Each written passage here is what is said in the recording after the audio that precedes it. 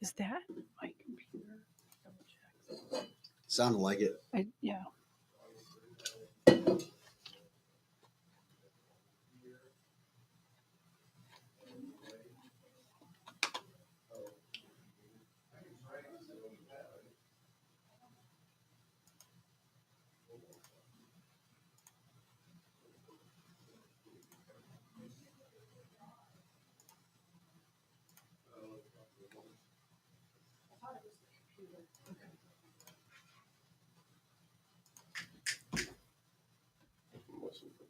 Listening for the sound. Yeah, it was my. You're a snapper. He's a snapper. No, he snaps his fingers really, really well. He does. He's got a good snap. I can't snap or whistle very well.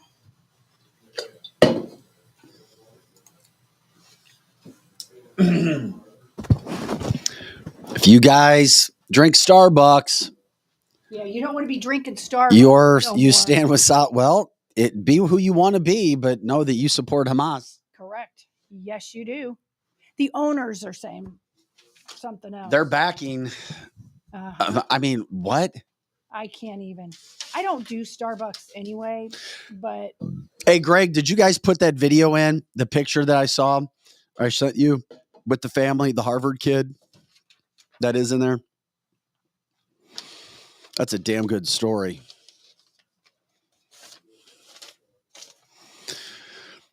Yo, you want some cancel to go? Ben, Chris, Trisha, Kimberly. Good morning, guys. Hi, Karen.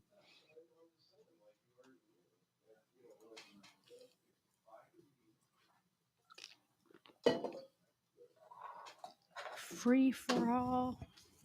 Freaky Friday. What was the video we needed to show? Was there something that somebody in one of our million text lines, we should show it for Friday? Alex sent it or you sent it? I don't know. Help me out. Help a brother out. Do you know what I'm talking about? Yeah.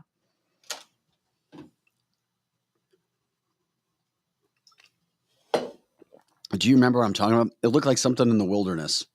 Something in the wilderness. Let's see.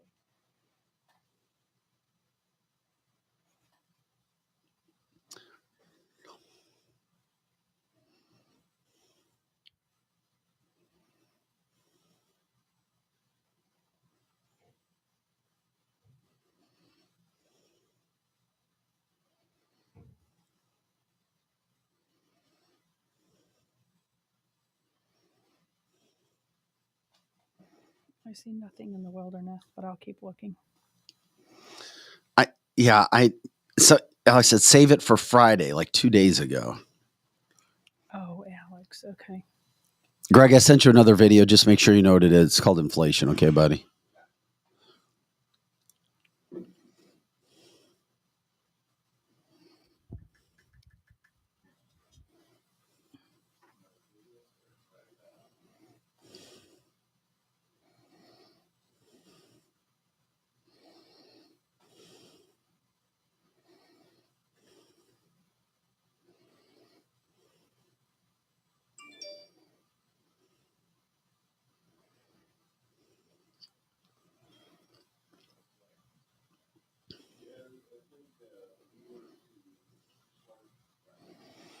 All right.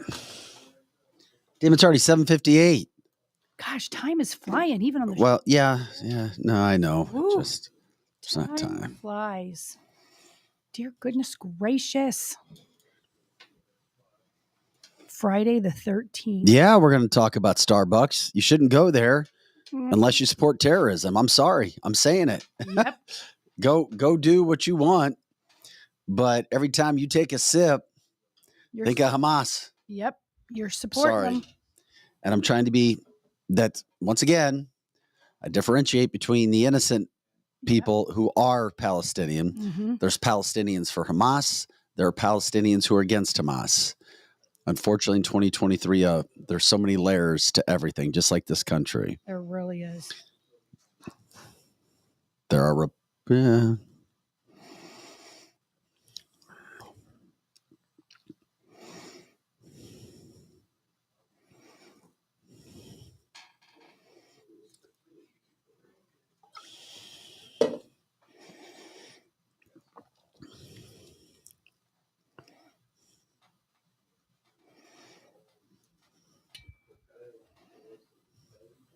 Driving in here, it even felt like it was Friday the 13th.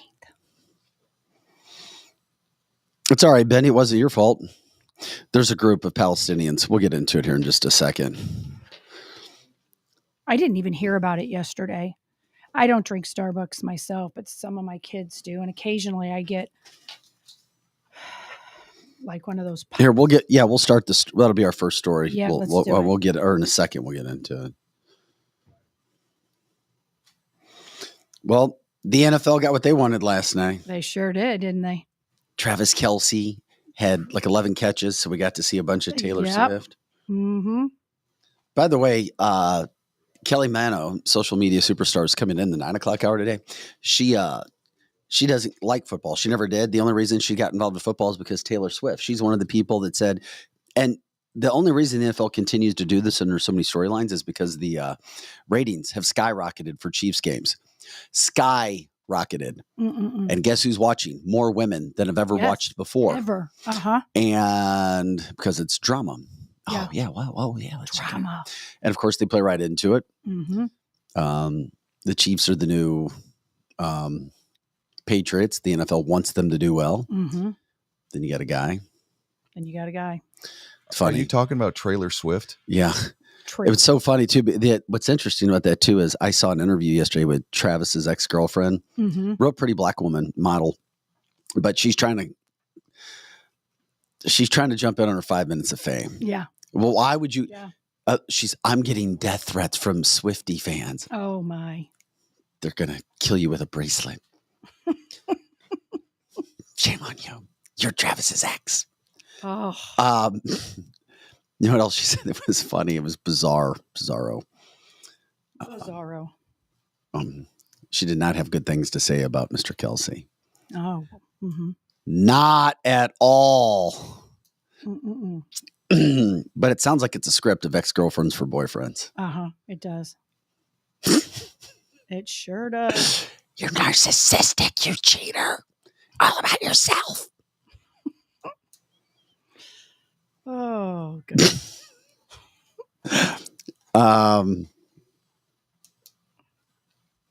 Yeah, he has. All right, let's rock and roll. Let's get the show going. It's a Friday, Free for All Friday. We're gonna have some fun this morning, as always.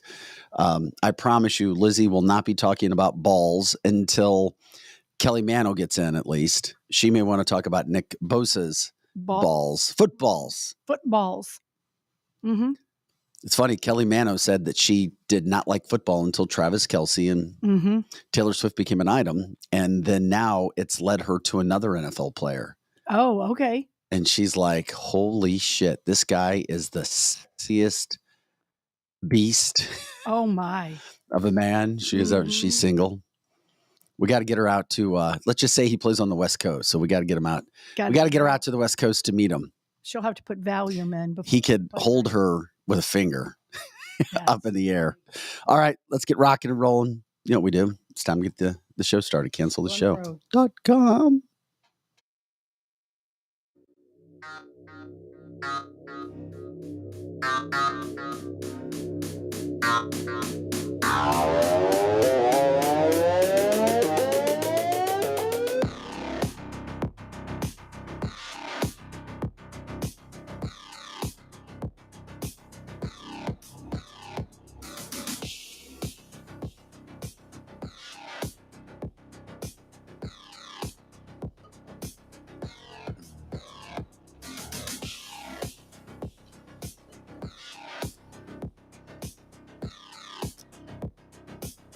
Hey guys, welcome into the show. It's cancelthisshow.com. I'm Vic Faust.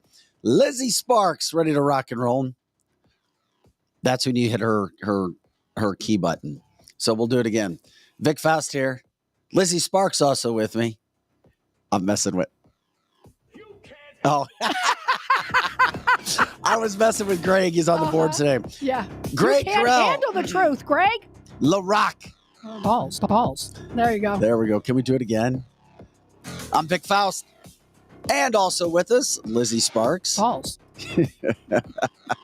Greg, you rock. LaRock. LaRock. It's Greg LaRock. Projo in the house as well. 820, Jacob Williams. He's sitting by waiting. Gen Z, Patriot. We're going to talk to him. What are we going to talk to Jacob about? Well, we're going to talk to him primarily about the UAW strike out in Wentzville. I heard of that. All the details. There was a strike, right? It's over though, right? Well, he'll let us know. He'll let us know all the details. And then he can let us know what it's like to be his age and be a patriot. Oh, what is it? I want to ask him what a patriot means. Jacob, can you hear me? Okay, I want you to define patriot because I think I asked Lizzie this at one point in time. I can't remember. Answer it very succinctly. Okay, I want to ask Jacob, what is a patriot for a 20-something, right? Yeah. We'll talk to him in just a second. All right, cancelthisshow.com, Monday through Friday, 8 to 10 a.m. Central. But you can catch all of our episodes, our library, original content, cancelthisshow.com. News headlines, politics, cancel culture, education, business. Fridays, we're free for all. Fun show today. That's what we try to do. We're going to talk a little serious here, and then, of course, we'll have a lot of fun in the 9 o'clock hour. Kelly Manno, social media superstar, joining us in studio. We'll talk about her upcoming first concert with Kiss. That is an absolute riot. She'll explain the difference between Gen Xers and Gen Zers when it comes to water. And what happened in the past, what's going on now. Her love of a new NFL player she was a huge Taylor Swift fan. So she's only gotten interested in the NFL now because of Taylor Swift and Travis Kelce. Yeah. And then she found this beast of a man. With thighs that are only God-given. They cannot be obtained in a gym. As if Zeus created the perfect man for Kelly Manno with a beard as well. Anyway, Eric Johnson is back in studio. He'll be here in about 15, 20 minutes or so. So as you can see, we are absolutely packed. Lots to get to. Real quick, your Taylor Swift, Travis Kelce update. Travis Kelce had 11 catches last night, helping the Chiefs beat the lowly Broncos. I despise the Broncos. Sorry, Broncos fans. I know there's a lot of them out there. You have one of the worst teams in football. The Chiefs barely won last night. They did win 19-8. So every time Travis would catch a pass, not every time, many of them, we'd see a picture of Taylor Swift. And this whole thing, she was sitting next to Mom again last night as if she's the wife. Yes, just real chummy. Either Taylor Swift is really good. We know she wanted an acting career. Correct. And allegedly, rumor had it, she started to really become left because she was trying to get into Hollywood.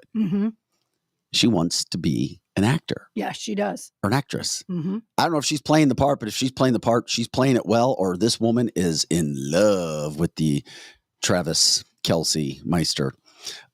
Anyway, so Chiefs won last night. Big game there. Also, it was interesting. Just everybody wants their 5 minutes of fame. Just stop it. Travis Kelce's ex-girlfriend. Can't think of her name. Beautiful black woman model. They broke up.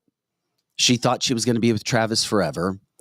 She got somebody to put her on TV because, as we all know, it's what's happened to a lot of media.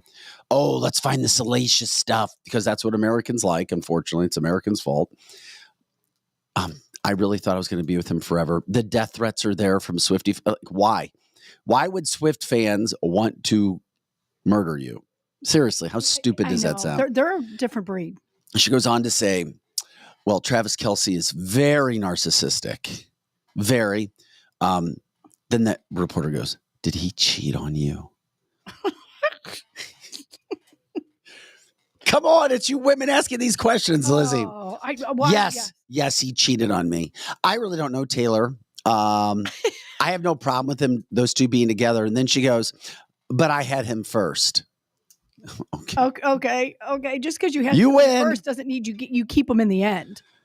Oh, Lord. You win. Mhm. I had them first. Mhm. I don't care whatever they're doing, but I had them first. Okay. There you go. Oh, it's crazy. Crazy, crazy stuff. So that's that. All right. We're going to get more into that coming up at 9 o'clock hour. More serious side when it comes to the Israel story, the Israel situation. FAFO when it comes to Israel and what's about ready to happen. Israel has told everybody, get the F out of Gaza. Talking about 1.1 million people, citizens, because they're going to do some damage. It's damage control time. It's trying to smoke out the cockroaches and kill them. And that's what they plan on doing. And this is not going to be quick. It's not going to be light. It's going to be long. It's going to be heavy. And they're telling people, get the hell out. They're warning them, Yeah. get out. Yeah. They're giving them a heads up. It's the opposite of you don't have to go home, but you can't stay here.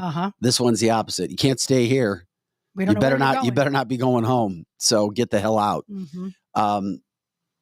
Hostages still remain. American hostages still remain. The death toll continues to rise. The horrible situation is still there. Now you see a situation developing where, oh, here we go. Iran now hints at the fact that if Israel continues to bomb and goes, quote, overboard, it's going to bring other countries into the mix, as if this wasn't planned. And now Egypt has even come out and said, we gave Israel and the United States 3 days warning. Isn't that interesting? Egypt has come out and said, we gave the United States and Israel 3 days warning that this was going to happen. What have we talked about on this show? We try to be a couple days in advance, try to be out there in the front of everything. None of this has made sense from the start. 1,500 of the worst terrorists just standing by a wall. Yeah, we're going to go in. Nothing to see here. Nobody notices us. 3 days warning is what has now been reported. Allegedly, Israel did not take the warning seriously. Oh, we got this. Yeah, we got this. Everything's all right. Almost as if the Trojan horse being brought inside the city walls. Everything's fine. Oh, look at this. People love us. I'm not going to go away from this. I believe Israel knew it was coming. I believe they knew that it could help them go after whatever. And I know that's a horrible thing to think about. There's no way in hell that intelligence department that they have did not know. Well, and there's no way in hell. And you know why I agree with you on that? The area that they went, which most places are not even televising, all of the children and the women and the men that were abducted and raped and all of that would be equivalent to what would be here in the United States, would be like a hippie commune. Did you know all that? Where they went and got all these people. I thought it was odd. Were they just marching up and down the street and just, going on 5th Street or Main Street in your town and just pulling people out? They went to like a vegetable commune. Yeah. Glenn says World War III. A lot of this stuff lines up. Unfortunately does. Of course, this is a podcast. We're a live cast. Love it when you guys get involved with the show. Yes, most of our people listen or watch after the hours of 8 to 10 a.m. Central. However, for those of you who are live, you help make the show. It's about you guys. We love it when you jump in with your comments, not only to us, but to each other. And we try to get that information out there as much as we can. So this is going to continue to go on. Israel is not going to stop. We already know these sides hate each other, despise each other. There is no peace. There's no peace coming. There just isn't. Nope. And the only way peace would come is after generations live and die off and people didn't know anything about the past. And then still there would be issues because you study history. Correct. So we know that that's the case. Okay. Now you have other countries looking for an opportunity maybe to get in. Israel is going to bomb the shit out of that place, and they are not going to stop, especially after seeing their loved ones dead. How about Americans being dead, held hostage? So all of this stuff is not good. It is not good. Aaron says Hamas POWs have been found to have a 13-page manual, as well as with intel, targets, and instructions, and are telling interrogators the plan for hostages was women and children to dirty them, rape them. We're going to continue to talk about those things. Now, it is interesting how there are so many people in the United States around the world that have, they'll say, well, they may not speak out against Hamas. They'll go, well, the violence isn't good. But how many sympathizers there are? Gosh, there's a lot. Well, they had a right. Even if Israel was 100%, quote, occupying them, which they're not, we can debate that all day long. Even if they were doing this, you can't go in and do what you just did. No. There's no excuse. Now, it's Tom Brady even had a comment. Tom Brady was even going against him. Justin Bieber tweeted pro-Israel and was getting ripped up and down by people. Americans. Then you have Starbucks. Yes, Starbucks. Okay, let me break this down for you. Starbucks Workers Union, they are expressing solidarity with Hamas. Mm-hmm. I repeat, the Starbucks Workers Union is expressing solidarity with Hamas. Do you need to know anything else about Starbucks? Do you like that coffee? Are you addicted so much that you want to go back to Starbucks and get your latte, get your pumpkin spice? Do you give a shit? Do you care? That'll be a question for you guys. You can decide with yourself if you want to go back. You're talking about Hamas orchestrating the worst terrorist deadly day on Israeli soil since the Holocaust. And you have the workers union for Starbucks coming out and saying, we back Hamas. That's crazy. Now, the social media tweet was deleted, of course, but they came out and expressed solidarity with Palestine. And they said that they're Boston's long-lived Palestinian resistance. They're having an event, and it's going to take place Monday. They also mentioned additional information regarding the protest in favor of Palestine, the Hamas attacks. And they have also encouraged other unions and the chapters in Boston, Chicago, and Iowa to follow suit. If Starbucks doesn't fire every one of those people who is in that union, then how can you trust what Starbucks is all about? I totally agree with you. The problem is if you ever walk into Starbucks and you see the people who are actually behind the counter.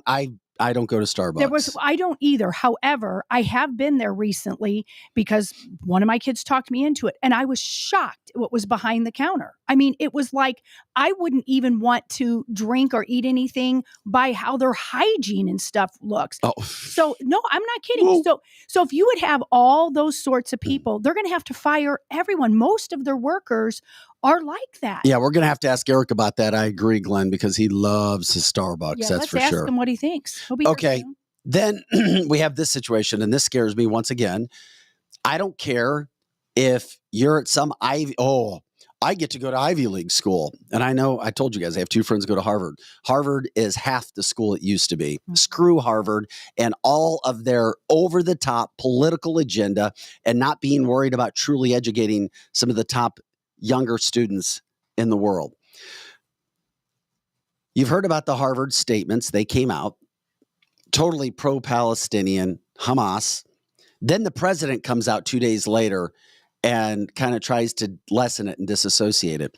This is genius by pro-Israel and pro-Israeli agendas. They drove a truck around the Harvard campus with a billboard reading the names, digital names, of every student that signed the petition for pro-Hamas in the attack. So you go out and do that stuff. Yeah, the group puts their name out there and starts driving around campus. Well, one of the leaders, the guy who wrote it, I didn't know who Jo Malone is. Allegedly, she is a massive perfume mega business person. Here's their picture. Well, she's a perfume giant. Her name is Jo Malone. Okay, so here you go. That's the son on camera left. His name is Josh Wilcox, and he is the leader of the Undergraduate Palestinian Solidarity Committee. Look at him. That's your guy. He's leading the Palestinian Brigade for Harvard. Well, his mom spoke out about the war in the Middle East, but guess what they failed to do? She refused to even mention her son. She refused. She's not given the tough love to the kid that needs it. She's making excuses. Once again, another problem with America today. Mm-hmm. Kids can do no wrong. And it's hard for us as parents when we have to accept the fact that, yes, our kids did do something wrong. Correct. It's one of the most difficult things that you'd have to do. Here's what she said after her son wrote this pro-Palestinian, pro-Hamas letter representing Harvard after those attacks, with women being raped, murdered, kids in cages, abducted, Americans killed. And this well-to-do silver spoon person writes this, and then mom comes out and says this: "We as a family are heartbroken by the events of recent days and strongly condemn all forms of violence. We as a family are heartbroken, and we're doing our best. The abhorrent attacks on innocent people on Saturday in Israel is beyond what any family should endure. These students are now learning what it means to be held accountable for their own actions as a pro-Israel group is driving a truck around Harvard's campus displaying their names of those who signed the letter." Never even came out against her son. No. And she wants Americans to buy her products? Wow. Never, almost in solidarity with her son. Yeah. Josh Wilcox. So now Josh has his name on a board that's being, can we pop that picture back up, Greg? I would love it when you see it. And you can get an idea what the truck looks like that's driving around. There's a little truck that they included when they go around. So I had never heard of Joe Malone perfume. I've never heard of it. But allegedly, it's a massive business, the Joe Malone. I mean, Wow. $110 for a small little bottle. I mean, well, I hope anybody that's our listeners can pass that on, that we don't want to buy Joe Malone's little bottle of 50. Are you saying we need to cancel Joe Malone perfume? Just don't buy it, and it'll cancel it itself. So we'll continue to talk about the Israeli situation maybe a little bit later as well. But we wanted to at least get this information out there that this is what's happening. Elites, once again, it's elitist who are doing this, elitist and most times left, which is good because we're going to talk with Jacob. He's going to be coming in studio here to get maybe a different perspective. But am I off base? No, I think you're Am I off? I mean, it just rubs me the damn wrong way. Yeah. Number one, if that's what you want to go learn about and back Hamas, go for it, Josh. Go for it at Harvard. Yeah. But then people are going to call it out as well. And then mom doesn't even rip her son for doing that. And that is a great point that you're making. There's so many times our kids may do things that we do not agree with, but you can't stay silent. You might hurt little Johnny's feelings about Joshy in this case. Okay, little Joshy's feelings, but you have to say, Josh, what do you think about, say he has a sister or a girlfriend. Would you like her raped? Do you understand that? Just that on the surface level, and then go back to why this is all happening. You have to teach your kids, but you said it. Parents do not want to hurt their little kids' feelings. And you it have hasn't. to say something. Yeah, it is. This is canceltheshow.com. We try to get out ahead of these stories. So there's a lot that's still going on there. Still to come, we're going to talk about I don't know if it's a disaster, but the Republicans still trying to find a House Speaker. Mm-hmm. Stephen Scalise stepped down because he wasn't going to be able to get the votes. Does that mean Jim Jordan's coming back or somebody else? We'll get into that. But we're grateful to have Jacob Williams with us in studio today. Jacob, thanks for taking the time. You're a UAW member, right, in the Missouri area? So are you working right now? No, we are on strike. Okay. We got to get his mic on, man. Mic's not on. When you have guests, we have to have mics on. So Jacob works with the UAW. You guys are on strike right now. You're a 20-something-year-old. We thought you'd be a great guest, and we're grateful that you gave us some time today. First of all, tell us a little bit about yourself and what you do with the UAW. I'm a line worker.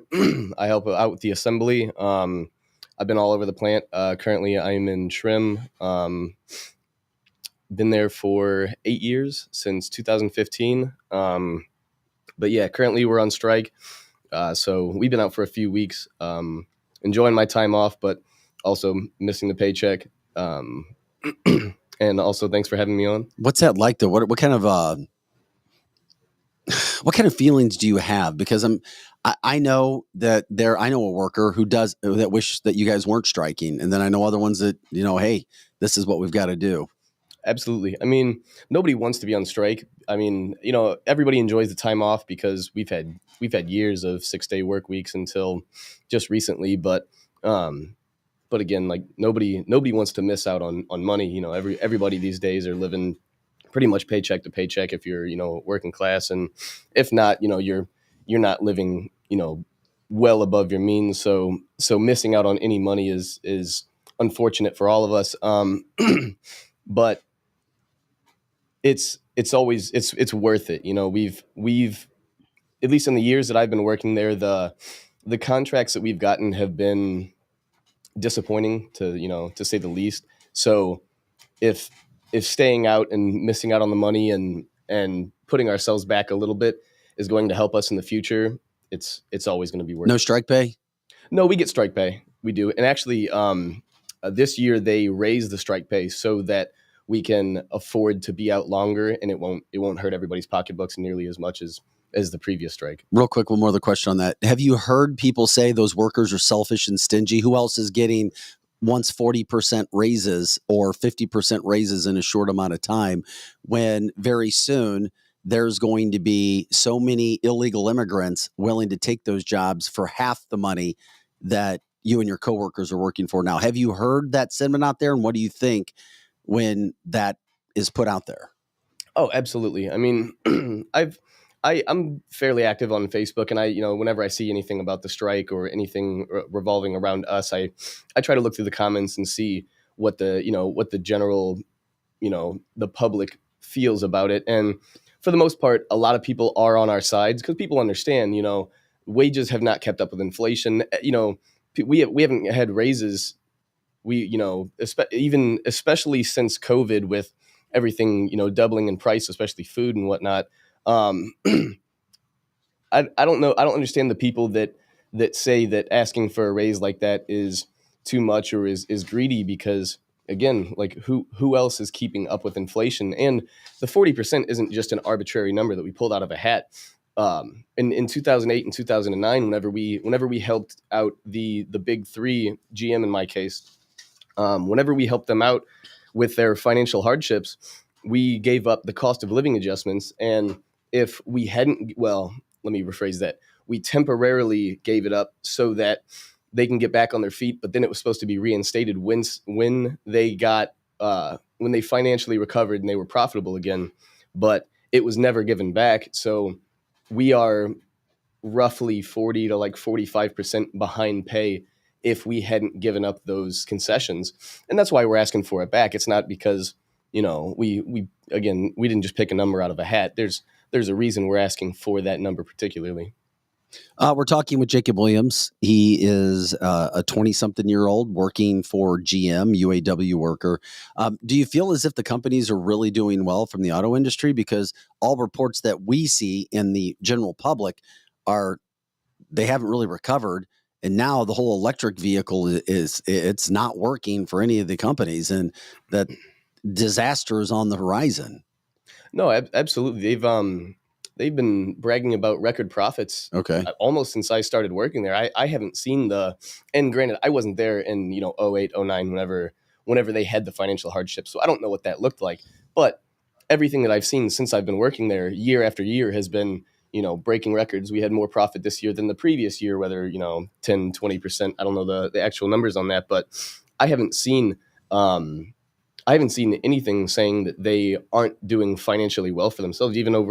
Even during COVID, whenever we had layoffs and we weren't working, GM was making more profit than they were whenever we were on the line making the vehicles. And I have a question for you. It seems to be, look, as you know, we're a conservative show. And so even on our chat line today and other times, people are split, even in the conservative realm, about, is the strike good? Is the strike not good? And I was kind of like that at the beginning too, thought, you probably are asking too much. And then I sat down with some conservatives and actually went, when Cori Bush was out there, went and talked to some of the workers. Some of them were Democrats, but I have a lot of friends that are conservatives that kind of set me straight. Could you set some of the people straight that are like, you know what, you're being greedy. Why are you even doing this? So what happens? Okay, so you're striking. So let's break it down. So you're striking right now. Explain some of the work conditions that you guys have to work under. And is it true that like sometimes the women go and the bathroom is not even clean or Oh, working? absolutely. Yeah. So could you explain why, from a conservative bent, why other conservatives should understand why you're striking? I have a lot of conservative friends that work there that are like, you're not understanding. If you're just saying I'm being selfish and I'm just being greedy because of the unions, because conservatives see the unions as bad. However, the union worker isn't necessarily the one that's bad. Is it the higher ups that are in the UAW? Is it actually GM themselves? Break it all down as to why a conservative who's working there would say the strike is a good thing. So the strike, not only for us, I believe that this strike should be a foundation for everybody to demand more of their own profit, of the profits of their own labor. Mm-hmm. Again, wages have not kept up with inflation. The way people need to look at it, and the way that I don't understand why it's not phrased this way, is what quality of life does the working class deserve? Because through the mid to late 1900s, the American quality of life was phenomenal. You know, if you were a mailman and you were the only working member in your household, you could afford, you could afford to comfortably pay for everything that your family needed. And then on top of that, whether it be vacations or expensive hobbies. And today, who's got that? You have two adults in a household working, especially if you've got children. You don't have the time to spend with your kids because both of you have to be working. And then on the other hand of that, you can't even afford the same that the one working person did back in, let's say 60s, 70s, 80s. Mm-hmm. And what causes that? And two, is it necessary? Like, why is it that the working class is the one that has to sacrifice their quality of life and accept less, while we've got CEOs and the top 1% that don't have to work a day in their life? And if we were paid what the CEO of GM made, I could retire next week. Like, well, you could, and I'm with you. And I've been a laborer in my life, and I've come from a family of laborers, but I've also spent significant amount of time with CEOs. And we can't just say that CEOs don't work. Those guys, those men and women, bust their effing ass. And I know this because when you're the boss, everybody thinks it's so great. Oh, are they compensated incredibly well? Yes. Should the other workers be compensated fairly? Yeah. Yeah. I mean, it's easy, but I just have a lot of experience with corporate CEOs, and their lives are not easy. They're not at all. I'm just trying to bring perspective to everything. Yeah. But I think a good question, and I love your perspective. How old are you? 28. Okay, you're super intelligent. You should be leading Clearly, you're intelligent. You should be leading a group somewhere, doing something, and maybe you're the guy that needs to lead negotiations. And if not now, maybe at some point in the future, because you are super, super intelligent. I've been asked this question twice to ask you. You come on, you talk about the union and why the union deserves this or deserves that because of the working conditions, and you explained it eloquently. But then why does the union continually go Democrat, vote people in that put policies in place that don't make it good for business, that push climate control agendas and everything else, and then go, hey, we're going to go vote and we're throwing our support at a Joe Biden? Mm-hmm. Do you understand how people would go like, wait a second, you want us to understand the plight of the union worker, yet then the union goes and votes for people who don't look like they're pro-business? I wish I could explain that. I don't understand it myself. I'm not a Democrat. I wouldn't say I lean either way, honestly. I don't think either party. But I'm gonna put you on the spot. Yeah, it's clear Democrats have not voted pro-business. Sure. Yeah, and it's odd that that's the facade, is that, well, they're for the working class. I don't see it. Sure, in their speeches they're gonna say that, but in the actions, I don't see it. And maybe I don't pay enough attention on that aspect because there's just too much to know everything, and and being in the union, that's probably something that I should focus more on. But I'm not well versed in the legislation that I guess that they've pushed forward for the working class. So I don't know. I don't get it. I'm not a huge supporter of the Democrats either. Yeah, I don't know. Yeah, and I think you're not alone in that, because when I went out to the UAW hall when Cori Bush was out there with AOC, I didn't see a whole lot of people there. I don't know if you were there or not, I was but not.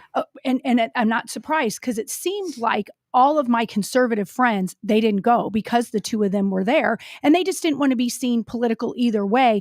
There really wasn't that many people that were there, I thought. And so I don't think you're alone in not wanting to make this political, but it is political because the UAW is definitely known to be left, and the average worker probably isn't just left. They're probably like you, probably like me, where I vote right, but I think both parties are just one big uniparty that are not for the people. Absolutely.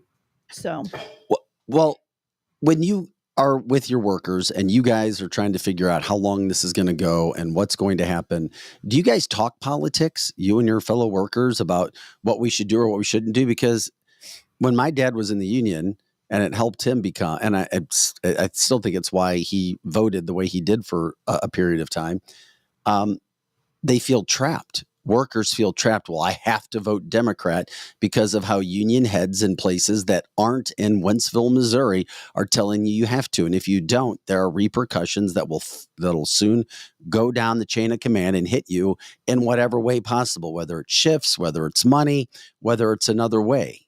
It frustrates me because I believe what I say is true. So I do talk politics. Actually, we have a Facebook page, and I'm not a favorite on there by any means because I'm not a Democratic supporter, and I'm very outspoken on there. Granted, it's generally pretty respectful. We all work in the same place. Good. And like you were saying earlier, which I didn't mean to get around that topic, but I honestly started rambling and forgot about the working conditions. It is hard in there. It's dirty. I don't feel like we get much respect from management and whatnot. But to get back on topic, so again, being outspoken and being against the general dynamic of Democrat, I haven't really noticed any. I'm not singled out. I haven't been bumped off my shift or given any bad jobs or anything. So I think it's generally pretty respectful, and people. I feel like people don't talk politics in there as much because it's just so disheartening. Because as much as we might, it's a good word. It's a good that word. Is a really good there word. couldn't be a better way to describe that. Yeah. Because as much as we might debate it, and I feel like everybody agrees on most things except for the non-important stuff. But for the most part, everybody agrees. Taxes are too high. Our government isn't for the people; they're for big business. But what can you actually get done? Because me personally, everybody says, oh, get out there and vote. I don't think anybody that I don't want to say anybody. I don't think most of if voting was the solution, we wouldn't be in the situation that we're in. So everybody just gets so tired of talking and having no real impact. Like there's not a whole lot we can do because they've developed this system where the people's wants and needs aren't of concern in legislation. So as much as we might be outspoken and all agree on what needs to change, our representatives aren't going to reflect that. Yeah, that's well said. I've always well said. Unions are a thing of the 50s to me, because I think when you say that you're not interested in politics, Joe Biden has made you, if you want to buy a house, you have to pay 7.5%, period. That's him. If you think the dollar now is weaker, so Absolutely. Everything you're fighting for, if you want to get a little bit of a raise here and there, if you want wealth, it's not through unions. But I've never understood, and you guys talked about it a little bit, the majority of a union is Democrats. They just are. They organize that stuff, and it's for power. Have you ever thought about talking to your union workers saying, maybe we do have to have I'll steal this from the events today, a day of rage, and vote these Democrats out because they're not doing Republican Rage Day. Yeah, That'd be great. They're not doing Wouldn't you that any be great? good. I want to be part of that. I've always understood why I was a Democrat in 1950 or 1960. I'm a blue collar worker, like you said. I'm going up against GM, Ford, whatever. I've always got it.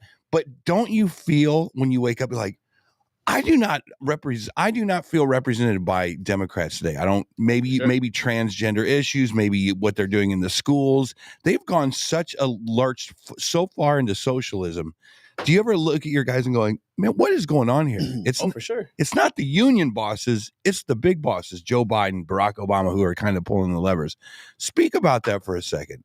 So I agree. Like I was saying earlier, I'm not a Democrat. You know, and luckily I think the tides are changing. From what I see, from the people that I talk to, from what I see online on our Facebook page, and typically because it is so pro-Democrat, yes, most of the Republicans kind of mind their business or they stay off the page. And from the people that I talk to, most of them don't even get on there because of how overwhelmingly Democrat it is. It's interesting because especially a guy that lives in Wentzville, Missouri.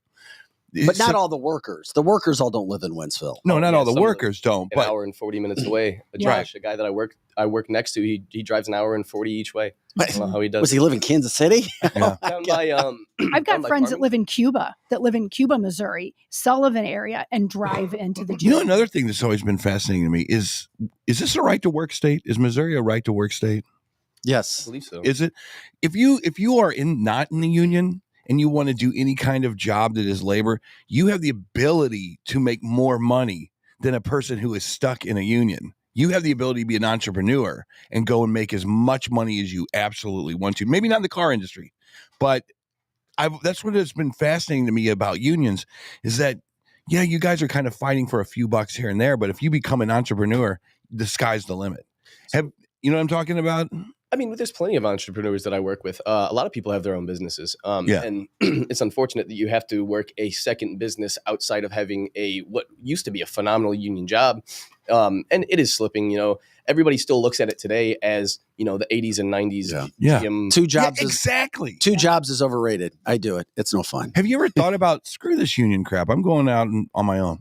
So make as much money as I can. So I was going to say not recently, over the past, you know, multiple decades, the union hasn't been what the union is supposed to be, and I don't want to delve into that too deeply because I believe that is changing also with the new representation. Yeah. Things are looking good, and so why do you believe that being in the union or the unions in general aren't the way to make a better living with the history of what the union has done? I'm not saying currently, but what the union has pushed forward through history, the beginning of the industrial age, absolutely. Canaries in the coal mine, all that stuff was a good thing back then. Mm-hmm. Today, it seems like it's holding you guys back a little bit.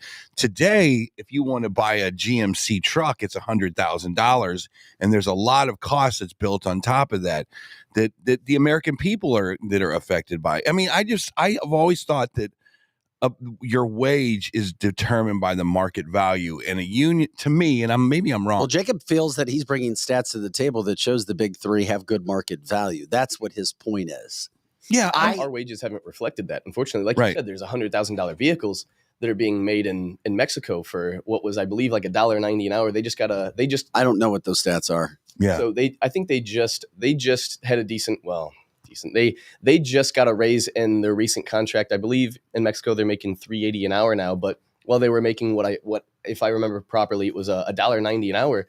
The Blazer was $50,000. It's not the wages that are causing these vehicles to go up. Look at it is. Oh, absolutely. It's the cost of doing business. It's all part of it, don't you think? Yeah, it is. And by the way, I like the fact that you ask Eric a question and you listen. That's how conversations are supposed to take place. That's how we get educated. I'm not before your years of 28. No, none of us in this room is anti-union. I think unions are as American as it gets. Mm-hmm. It really is.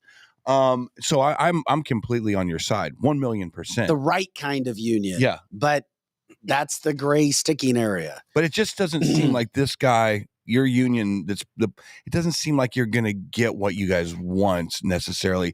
And I'm always talking about the individual. I always feel like if you feel like you're being dissed on your hourly wage, go start a business, because wealth is not created in a 9-to-5 job. That's not easy either. So especially It's a yeah, different especially in time and today's period. market, it's harder to start a business when It is. when you're coming from a job that is already so underpaid because you need money to make money, and that's Agreed. Not, and that's not in every case. Agreed. I understand that, Yeah. but and we're not taught that today. I mean, in America's school system, you're taught how to be a worker. You're not taught. Bingo. You're not given the tools to. Wow, you're right. To become educated on how to run a business. That's and so to do it true. yourself. Oh my God. Amen. That is so true. And that's is a so problem. true. That is definitely That a is problem. And Eric is giving really good advice, because in the end, I'm like Eric in the fact I do care about the individual worker. In most cases, as a former business owner, I cared about the owner too. But in this case, who wins? Like in the end, okay, when the strike ends, are you going to be, do you even know yet? Are you going to be better off? Who wins in this? The Absolutely. union? You, GM, who? Do you know? So the union members and the union entirely, I think the entire working class, if we got everything that we are demanding, I think it would be a foundation for the working class to say, there are, these companies have the ability to pay us more of what we are worth, and using us as a platform to try to work towards getting it. And the more people that fight for more, again, it would be a bigger platform, a bigger foundation for the working class to demand more. So Jim Farley, the CEO of Ford, is lying when he says, we'll show you the numbers. If we gave the UAW what they want right now, everything that's currently out there, we would go broke quickly. Yes. Is that a lie? So I would ask, what has changed? So Changed from what, or what?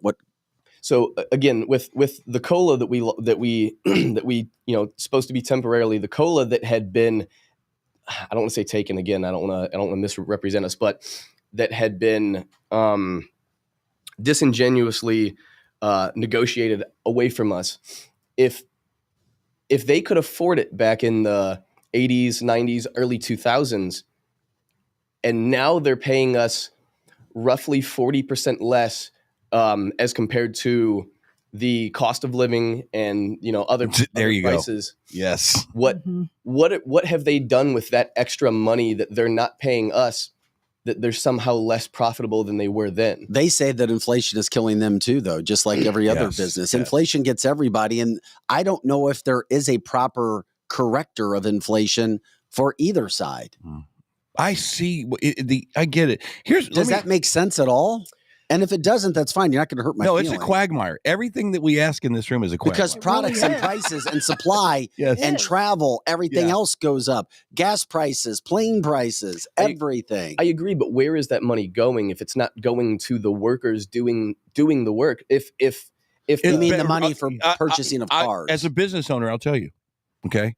If I'm the CEO, and you guys were talking about it eloquently just earlier, as a CEO, I'm looking at lithium battery production. As a CEO, I'm looking at developing plants, not in the United States, all over the world.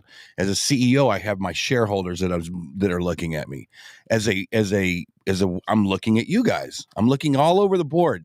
They're public companies, so their bottom lines are right in front of you. Yes, they make windfall money, but they take that windfall money and invest it in the future. What is going to happen when GMC, Ford, all these companies say, we can't sell an $80,000 Blazer anymore because no one is going to buy it?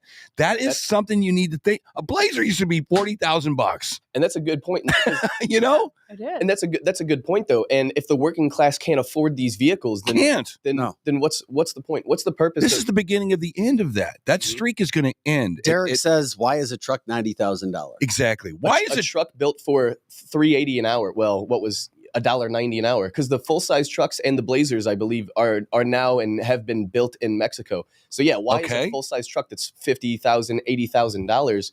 It was being built for $1.80 an hour in a Mexican factory. Here's a question then, and this is what should keep not just the whole union, but not collectively, but you and any of the other workers over there. We talk about it on the show.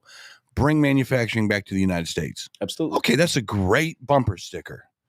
How in the hell does a company, not maybe it's not even the automotive industry, pharmaceuticals, whatever.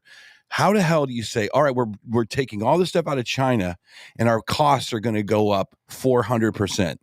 How do you make that determination? Plus taxes. Plus taxes. Exactly. Every company wants to be a company inside of their own borders, but you can't do it these days. So if the workers get what they want, and GM and Ford and all the other companies say, we're losing our ass, and it's time that we go to Mexico City. It's just time. And we close all the shops in the United States because it's happened. Remember when it's been happening in Detroit for many years? All of a sudden, we've lost that industry maybe in the next 25 years. Do you ever guys think about that kind of stuff? Oh, of course. I mean, that's what we were fighting. That's what the union's been fighting, is to keep these jobs in the U.S. But of course, these major companies want to send their work outside of the country where they can pay, impoverished. And I'm not in any way, shape, or form espousing that. Please, no, I all right. I don't want any Ford coming from Korea over here, or Starbucks. Now we'll get into that later, or Starbucks. But again, we would have to look into the finances and where is all this extra profit going if they can't afford wages now, and if they're struggling so financially. What is the cause of it? Is it because they pay more money in stock dividends than they do their entire workforce? Like, well, that's a good point. And what has changed? Point. Again, what has changed since the 70s, 80s, and 90s, where they were still one of the most profitable companies in the world? Were they not? I mean, GM's never been. Since the 40s, they're not a small town manufacturer. Because I don't think you had this level of international ability to create parts and to create. But wouldn't that lower cost? They're shipping in screws from Taiwan. You don't feel as if you're negotiating yourself out of a job or anything from that standpoint. It's a quagmire. But that's only if they're so greedy and so incapable of sharing in the profit that they refuse to give us what we deserve. And let's play to the other end of this. If we said, okay, let's take whatever they give us, we're gonna keep not getting raises. We've gotten a 50-cent raise in the past 15 years, and I know some people are gonna look into it and say, oh, we got a $2.50 raise in 2015, but that's after we gave up $2 an hour in 2008 to bail out GM. 2008, 09. It got you back to where you were. Yeah, plus 50 cents, which is nothing with inflation. Woo-hoo! Yeah, like we've been losing money. We haven't had a significant raise in 15 years. If we continue this trend, what's to become of it? What is to become of the working class in the United States if we continue having to sacrifice our quality of living because of this boogeyman of, oh, well, everything goes up, so we can't pay our workers. Where does the money? What other than the Fed printing money and sending it to other countries? How have we allowed our value of the dollar to go down so much that nothing can, we can't afford to build anything and pay people properly? This is a Joe Biden question. You're aiming your ire, as a listener said, at the wrong people. Yeah, it's the political leaders. It's government. Well, I agree, but I can't go change the government. If anybody has more power to change political policy, it's GM. If something is no, it's the union at GM. GM doesn't give a damn. It's GM, the union. Yeah, the GM is just cared about their shareholders. Your union should be caring about Joe Biden. But if we take our cut of the profits from GM and it's hurting their pocketbooks, then it puts pressure on them to have to push for policies that will benefit us here in the U.S. Sure, but here's the deal. If you had, like, 10 years ago, I don't know what you make every 2 weeks. I don't know. I'm not sure. I guarantee you it's better than when I worked at Showbiz Pizza Place back when I was 16. I guarantee you that. Well, but compared to the cost of living, or just in sheer number? Just the number, your bottom line number that you take home after everything is paid. If you could get into a house that was nice for $165,000, here's the scenario: for 160, it wasn't overinflated in price, because $165,000 house quagmire is now $350,000. First of all, so that $165,000 house you can't afford because the price just went way up. Number two, the monthly nut that you have to pay on that thing because of inflation, that's the Fed, that's Joe Biden, is now way unsustainable. A $300,000 house now is going to cost you $2,700 a month. Yeah, it's FHA. We're going to go round and round. But it's the same thing. But it all matters because quagmire. Because before Joe Biden, I don't know, I'm not going to say Trump or Bush or whatever. Before that, it was 3%, 4%. That same house was now $168,000, which you were now paying $900. That's a livable. I would do that.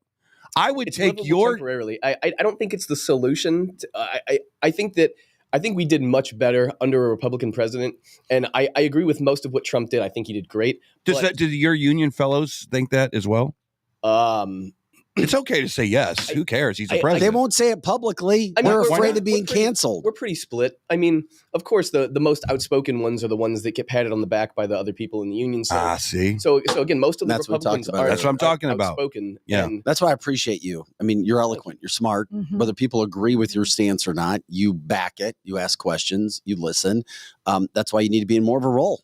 Yeah, I mean, you do. Somehow, you some do way, need somewhere. to be in a role. I agree with Eric and Vic that you either need to be owning a company or you need to be like a spokesperson because you are eloquent. You are emotional about it, but you're doing it with a sense of purpose. And so you are very smart. Your mama listens to the show, and no wonder she's so dang proud of you. She's raised a great young man. Definitely. You are a great young man. And I just had one other question before we let you go because we have Kelly Manno coming in studio. Somebody wanted me to ask you this. This is a business owner who says, I'm curious. Ask Jacob, is it just the American car company workers who are striking? Because I don't see other people striking right now. And that's the issue. So going back to what you were saying about you don't think that the unions are the solution. The unions could be much more of the solution if we had more participation. It was what in 1979 it was 60%. I think the unions were crazy. Yeah. And now we have 1/3 of that or less. 6%. So how much power can we have with 1/3 of the people? You can have no wonder that the working class has slipped, and we don't have the leverage that we had. Now everybody is on their own, and you go work for a big corporation, and if you don't want to work there, like you said, you go work somewhere else. But if everybody was unionized and everybody could collectively bargain for their fair share of the profits of the company, would that not uplift the entire country? Because like you were saying, if nobody can afford these products, can't afford them. Exactly. Did you go to college? I did not. Yeah, you're a perfect example of why you don't need to. Yeah, you are. Because that's why I asked that personal question. You can clearly see you didn't go and get indoctrinated.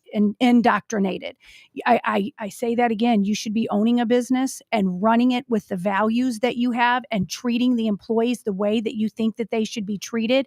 You will be a great one. I mean, I'm not kidding. You should really be thinking. Red Queen's just worried for you. It feels that the companies are just going to automate anyway, and with AI coming down the line, they're trying.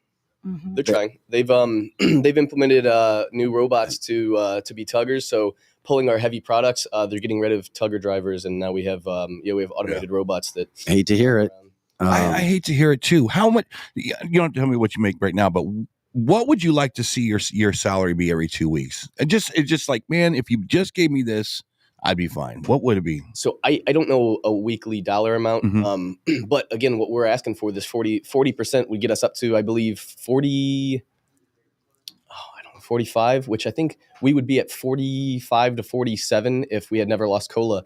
And back when we had COLA in the early 2000s, not everybody, but people were financially comfortable, that we were able to afford the lives that we deserved.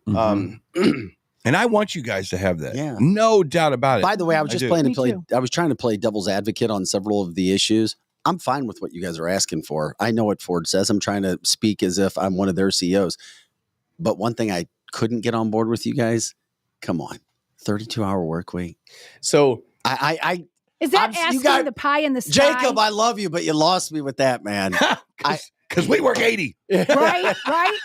So I don't want to say anything that I know. Don't even get yourself. You've been great today. You have been great. I'm very I don't want impressed. you to get off air and you have a phone call. Jacob, come up to the top office. Yeah, because we don't want that for you. And I'm impressed because you were thrown in the fire. And most people cannot handle that because every issue is so polarizing these days. Left, right. I mean, all of it is. Well, and you're holding your own. Yeah. I look at it. Don't look at this GM crap as your end all be all. But look at politics. Because that's what's going to drive your future and your kids' future. And if you don't understand what the central bank is doing and what Biden is doing to this country by shutting down fuel lines, that's what you need to understand. Because the government should be looked at like this. You're potting a plant. Their only job is to make sure that soil is good for growing things out of it. And they have made that soil so dry and disgusting right now that nothing in the United States is growing out of it. We'll get you Eric's phone number. He will be your personal coach moving forward. Right. Yeah, you're great. He is And I am Eric's only the most $45 an hour. So on the topic of the Fed and the government, if I could say one thing. Say it, then we'll say goodbye to you. Please Okay, do. so with how crazy everything is going with the money that's being sent out of the country for things that don't make sense, while the people here in the U.S. are struggling with everything they're doing financially to drain the United States, I think that the government knows that the people are waking up and that things are going to take a turn, and they're trying to wring every drop out of us before they have to escape and run, because there's no way for politics to continue going the way it's going. There's going to be a crash, and the people won't stand for it. And I believe that's why they're doing such radical things, because they're just going to push the envelope as far as they can until things break. And they're gonna try to get as much as they can. Yeah, we're gonna make you a politician too. And then- Yeah, for sure. You need to be a politician and have your own podcast. Where's Tilly when we need Oh her? my gosh, Tracy, I am impressed with your kid. And then also, not to throw you under the bus, so you never circled back to the question you asked before I came in about the the patriot, defining a patriot. Yeah. So I believe that today's patriot are the people that can look at what's going on in government, and the people that can look at what's going on in the country and understand that this isn't what our Constitution stood for. It's not what our country was designed to be, regardless of the propaganda, regardless of the lies that the criminals in office love to push out to the media and to try to convince the people of. The people that can look past the distractions and the lies and understand that something needs to be done, and it can't get done on the course that we are currently traversing. Things. Wow. Damn, dog. Come on, man. Yeah, That is the best okay. definition of a patriot. Sound like Mark I've Levin heard. just. Mic drop. Just drop the headset and walk off. Wow, man. You are guys a for having great me. young man. Hey, We're going to Jacob, have you it's a back pleasure on, to meet you, Jacob. buddy. Somebody get You this are- tape to Hannity. Would Oh they? my Would you? gosh. Or Laura You are a great Ingram, kid. or well, I mean, when do you get to talk to Kelly one of the Manno, worker bees? step on up. Kelly, you got big shoes to fill, girl. Come No, on. That was Wow, that was a terrific interview. Well, and Tracy's on our chat line, and that is her son, everybody. And she listens to the show, and she has raised such a fine young man. well, wow. whether you agree or disagree with where he was coming from, I mean, There's he nothing wasn't to disagree about. Nothing. Well, Nothing. I mean, some people didn't agree with workers and what they want and what they feel they should be getting per hour. See, Kelly, you're losing all that weight. Your shorts are What falling the? off. I know. What the? Look Your how shorts are great falling off. she looks. What the- Holy cow. There's. Come on, man. That's what money the and re- celebrity will do to Where's you. the rest of Kelly? Shut up. Come on, I'm man. done. I'm Wait a done. minute, Kelly. This is where I'm stopping. This wow, is where I'm you stopping. look fantastic, Yeah. girl. I don't want to be like a super fit person. I just didn't want to be super fat anymore. You So look great. it's just like a You look balance. great. fabulous. Like I have to keep some chubby. I love it. So Well, I don't think you social look chubby. media You look great. superstar Kelly Manno joining us in the studio today. oh. You've been quite the busy girl all over the place doing all kinds of things. By the way, since I saw you as you were getting to sit up there, your jean shorts were literally falling off your body. I know. I just So I saw your TikTok and I Uh-huh. saw your Instagram. You need to follow Kelly Manno Mhm. on Instagram and TikTok and Facebook. I saw you post that you were down 28 pounds and you had Yes. 2 pounds to go. Did you reach the 2 pounds yet? No, I weighed this morning and I'm now down to like 1.4 pounds to go. You're in the point section. I'm literally like one like big poop away from my goal weight. So I'm close, You must but eat a lot. yeah. Well, I'm also on my period right now, so Lizzie Oh, knows. my Like gosh. it's Yeah. so hard to like predict your weight on your period, and so Yeah, it's like, sure. You get bloated. yes, Yeah, we you do do. get bloated. I know. So I mean, I think I'm probably there. Yeah. I need to actually hit it on the scale, and Here then we I'll go. be happy. Hit it. I love it. Yeah. I love it. What are you working out still, or is it? Mhm. What- Oh, I work You know out what? every morning. Check her videos out. No, I know that the plank thing with the legs to the The side. plank jacks. Is yeah. that the I love main it. thing that I you love do for the core? I mean, like, no, I just like anything that will kick my own ass. I just need like hard workouts. I can't do like Pilates or like yoga Yeah. or like anything like that. Yeah. And so, At some point, you need to check out New Age Health and Wellness. is that a place where you have to go where there are people though? You can just get the stuff. That's right. And She then hates go people. home. And Yeah. you don't have to go see any people. So I've been following. It's called Fit as Fuck. It's an app that It I've is. been It's using. FAF. That's They- right. Yeah, they do That's amazing. right. They do these 28-minute Yeah. workouts, and so I've been using all of those. They also Mhm. have this healthy eating plan that I'm not quite as good at. I eat like a fourth grader, so I'm Yeah. just trying to eat like Yeah. a healthy fourth grader, What's a fourth grader eat like? like chicken nuggets, like Pop Tarts. Yeah. Yeah. With I like that diet. Oh yeah, I'm like I just always. Capri Sun. I don't eat vegetables. I hate vegetables. Amen. Yeah. Like we went out Amen. for my son's birthday the other night and he turned 19. He's like, Mom, just try these vegetables. You're going to love them. I'm Yeah. like, I'm the mom. Yeah. I'm supposed to be getting you to do this. Yeah. And I tried like 2 vegetables. We went to like one of those hibachi grills where they like set crap on a Yes. fire. Oh my Yes. God. Yes.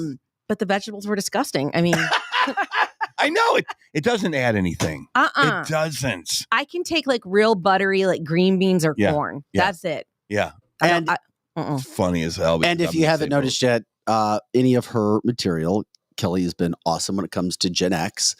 Outstanding Gen X material. And before we get into all the other stuff that's coming up, this just made me laugh because it was so true.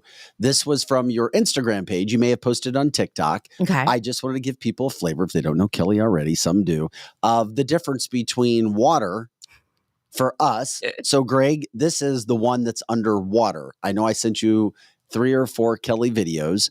And when you have it, let me know. And if you want to set this up a little, you can set it up. Well, as you can see, I'm carrying around a water bottle now. And these kids these days, teenagers, like right now, they've got these things called Stanley Cups, which I thought We've got our own Stanley. Isn't this? No, this isn't. it's the Stanley. close, but like I thought they were talking about hockey. I'm like, why are these teenagers talking Lizzie, about hockey? I'm so can you proud. grab our Stanley Cup Yeah. from Inside Out Designs? that We've sounds got like it, but these things are massive, right? Yes, and I can't carry them. I'm just too small. I Yeah. can't. My hands are too small to carry those big old things. But but they like these girls carry on these like $40 water bottles. They're like they're emotional Yeah. support water bottles, and I'm yeah, like, yeah. Oh, I never mind. don't We don't have even- it out there then. So well- it's like a gallon of water, basically. essentially, and then like you've got these doctors and stuff that are like, Yeah. here's how much water you need to drink a day, and I was like, I have no recollection of drinking water. Well, growing here's up. your video No! talking about. Oh, here None. it is. Is it ready? Yeah, we're ready.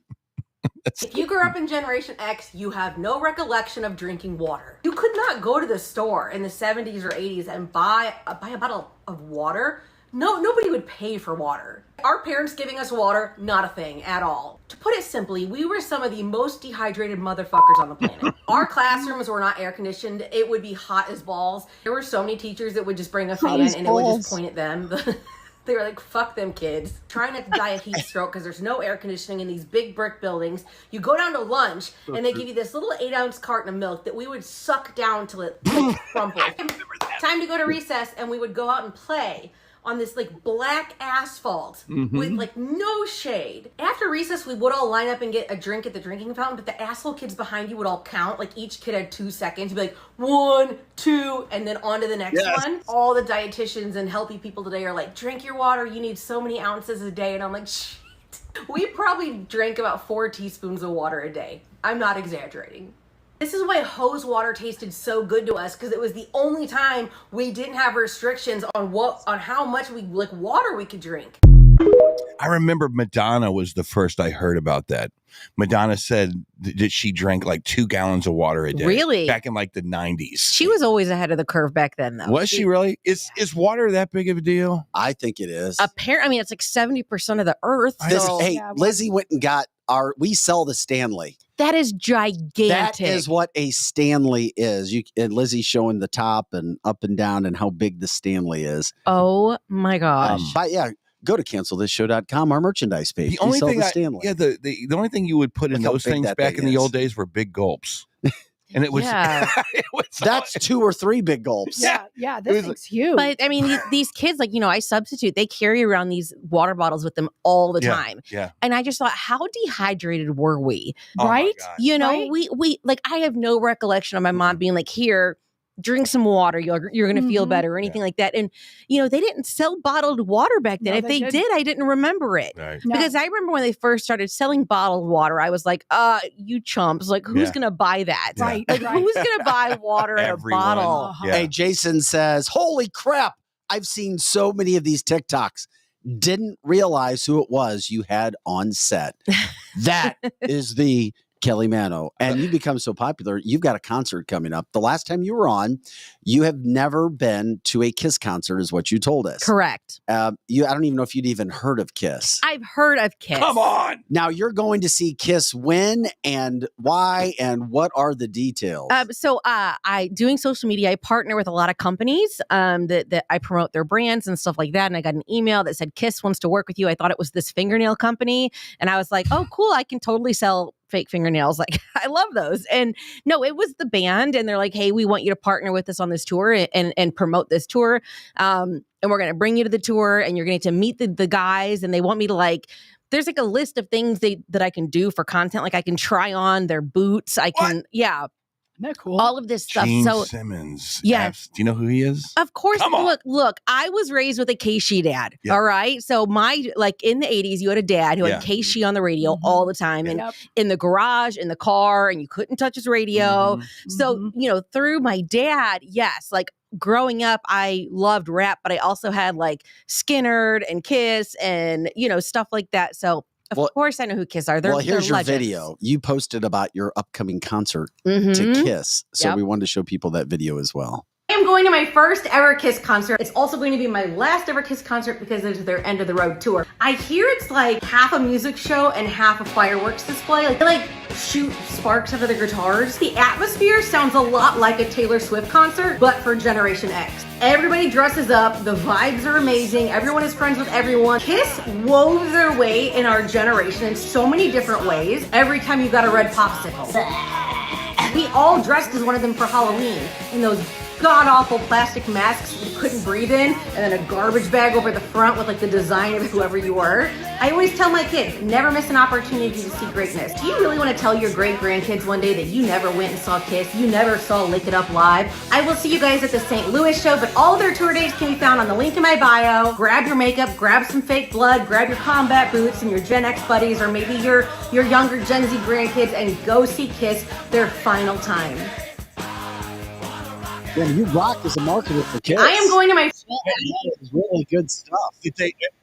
And Oh, Greg's going to stop it. Great. all right. Yeah, So did Kiss ever? Did you ever get a call from their management and go, "Thank you, we love you, we'll see"? No, next I day"? worked strictly with Live Nation. Live Nation. And so that was my ad for them. So that is what Yeah. I get hired to do is Yeah. that as companies hire me for something that fits my demographic, they give Mhm. me really no script other than a brief of here's a couple of things we want you to hit and make something go. Yeah. And so that's what I made for them. Where are they playing That's at here? awesome. They're playing at Enterprise. Enterprise. Mhm. When is the concert? October 25th.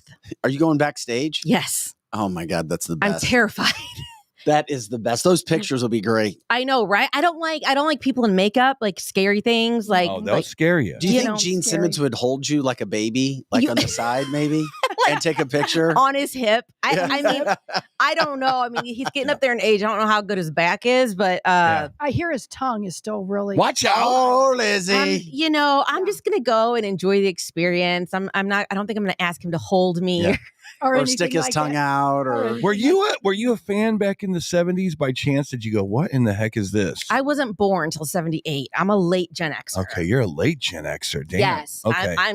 I barely got into Yeah. the end of Gen X. They barely let me in. Okay, here's the deal. And you should tell them this. Okay. They are and you can watch the comment line and see if I'm right or wrong, but they were, if it wasn't for them, arena rock wouldn't be a thing. I mean, With- I agree with that. With the explosions, with the light shows, Sure. with the smoke machines, Sure. with the midgets or whatever else they're putting up on the stage. There would be I think they're called little people now. whatever. It would be basically you'd still be looking at Peter Frampton type concerts. Right. No, I think you're 100% right with Yeah. the pyro and all that stuff. I'm excited to see the show. It's going to be amazing, I'm sure. I'm nervous about meeting them, but They're nice guys. I'm They're sure they super are. nice guys. They're very but nice. he's really big, right? Yes. He's really, yeah. yeah, he is. He's like you. He's a marketer. He doesn't even really play bass all that well. Gene. Okay. I talk about Gene. Gene's Yeah. way more into marketing himself and his product. Well, then he You guys probably will- loved my video. He probably if he loved it. saw it, which I Yeah. doubt he did. Yeah. but he probably loved it. I don't think Gene's got TikTok, but yeah, I'm excited. I'm kind of nervous, but yeah, I've met a ton of celebrities and I don't get starstruck about almost anyone, Yeah. but Who was the celebrity that might have had you feeling that feeling in your stomach just a little bit more than anybody else? The only one that really like kind of left was like speechless was Hulk Hogan, because I mean, I grew up like loving WWE wrestling, and he's not just like a person, he's like a character. Mm-hmm. And so again, he's in front of you and he's so big and he's got that deep voice. And I was like, oh my God, you're Hulk Hogan. Like when I was in 4th grade, all of the kids had to write. My parents went like an open house where it was like you had to write about your hero. And all of the kids were writing about like their moms or like a firefighter or something. And then my parents got to mine. I had written my entire thing on Hulk Hogan and how he was my hero. And so getting to meet him was really cool. That is cool.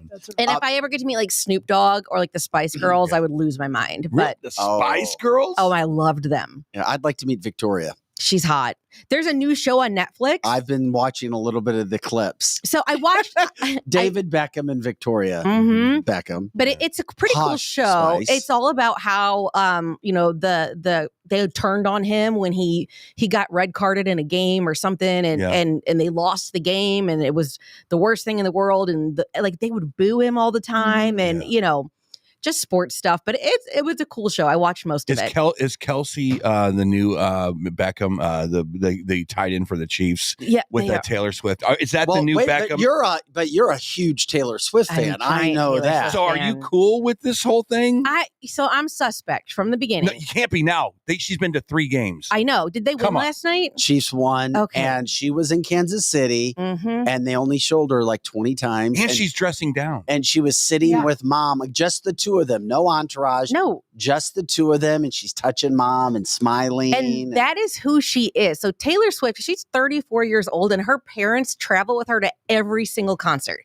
She is so family oriented. She is so down to earth for all of the crazy things that go on. I mean, she's a global superstar, and she's so down to earth, and I think that's why everybody loves her so much. She's so humble.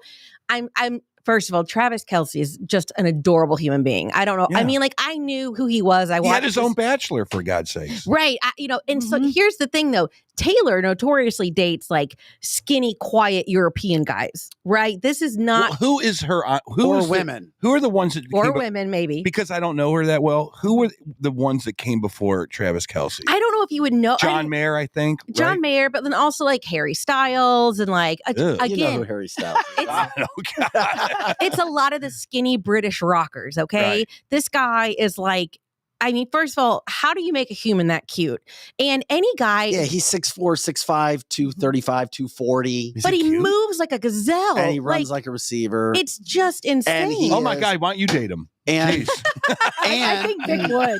And he can dance like no other. What is wrong with you? You need help. So no. I don't. I'm just being honest. Here's the thing. thing. Have you seen Travis Kelce dance? After every damn touchdown, he's putting it in He's doing the jock. And yep. Mm-hmm. Well, you would know. You definitely would know. Tied in from Mizzou. I do. Yeah. I watched the dude. He's got it going on. Balls. I worry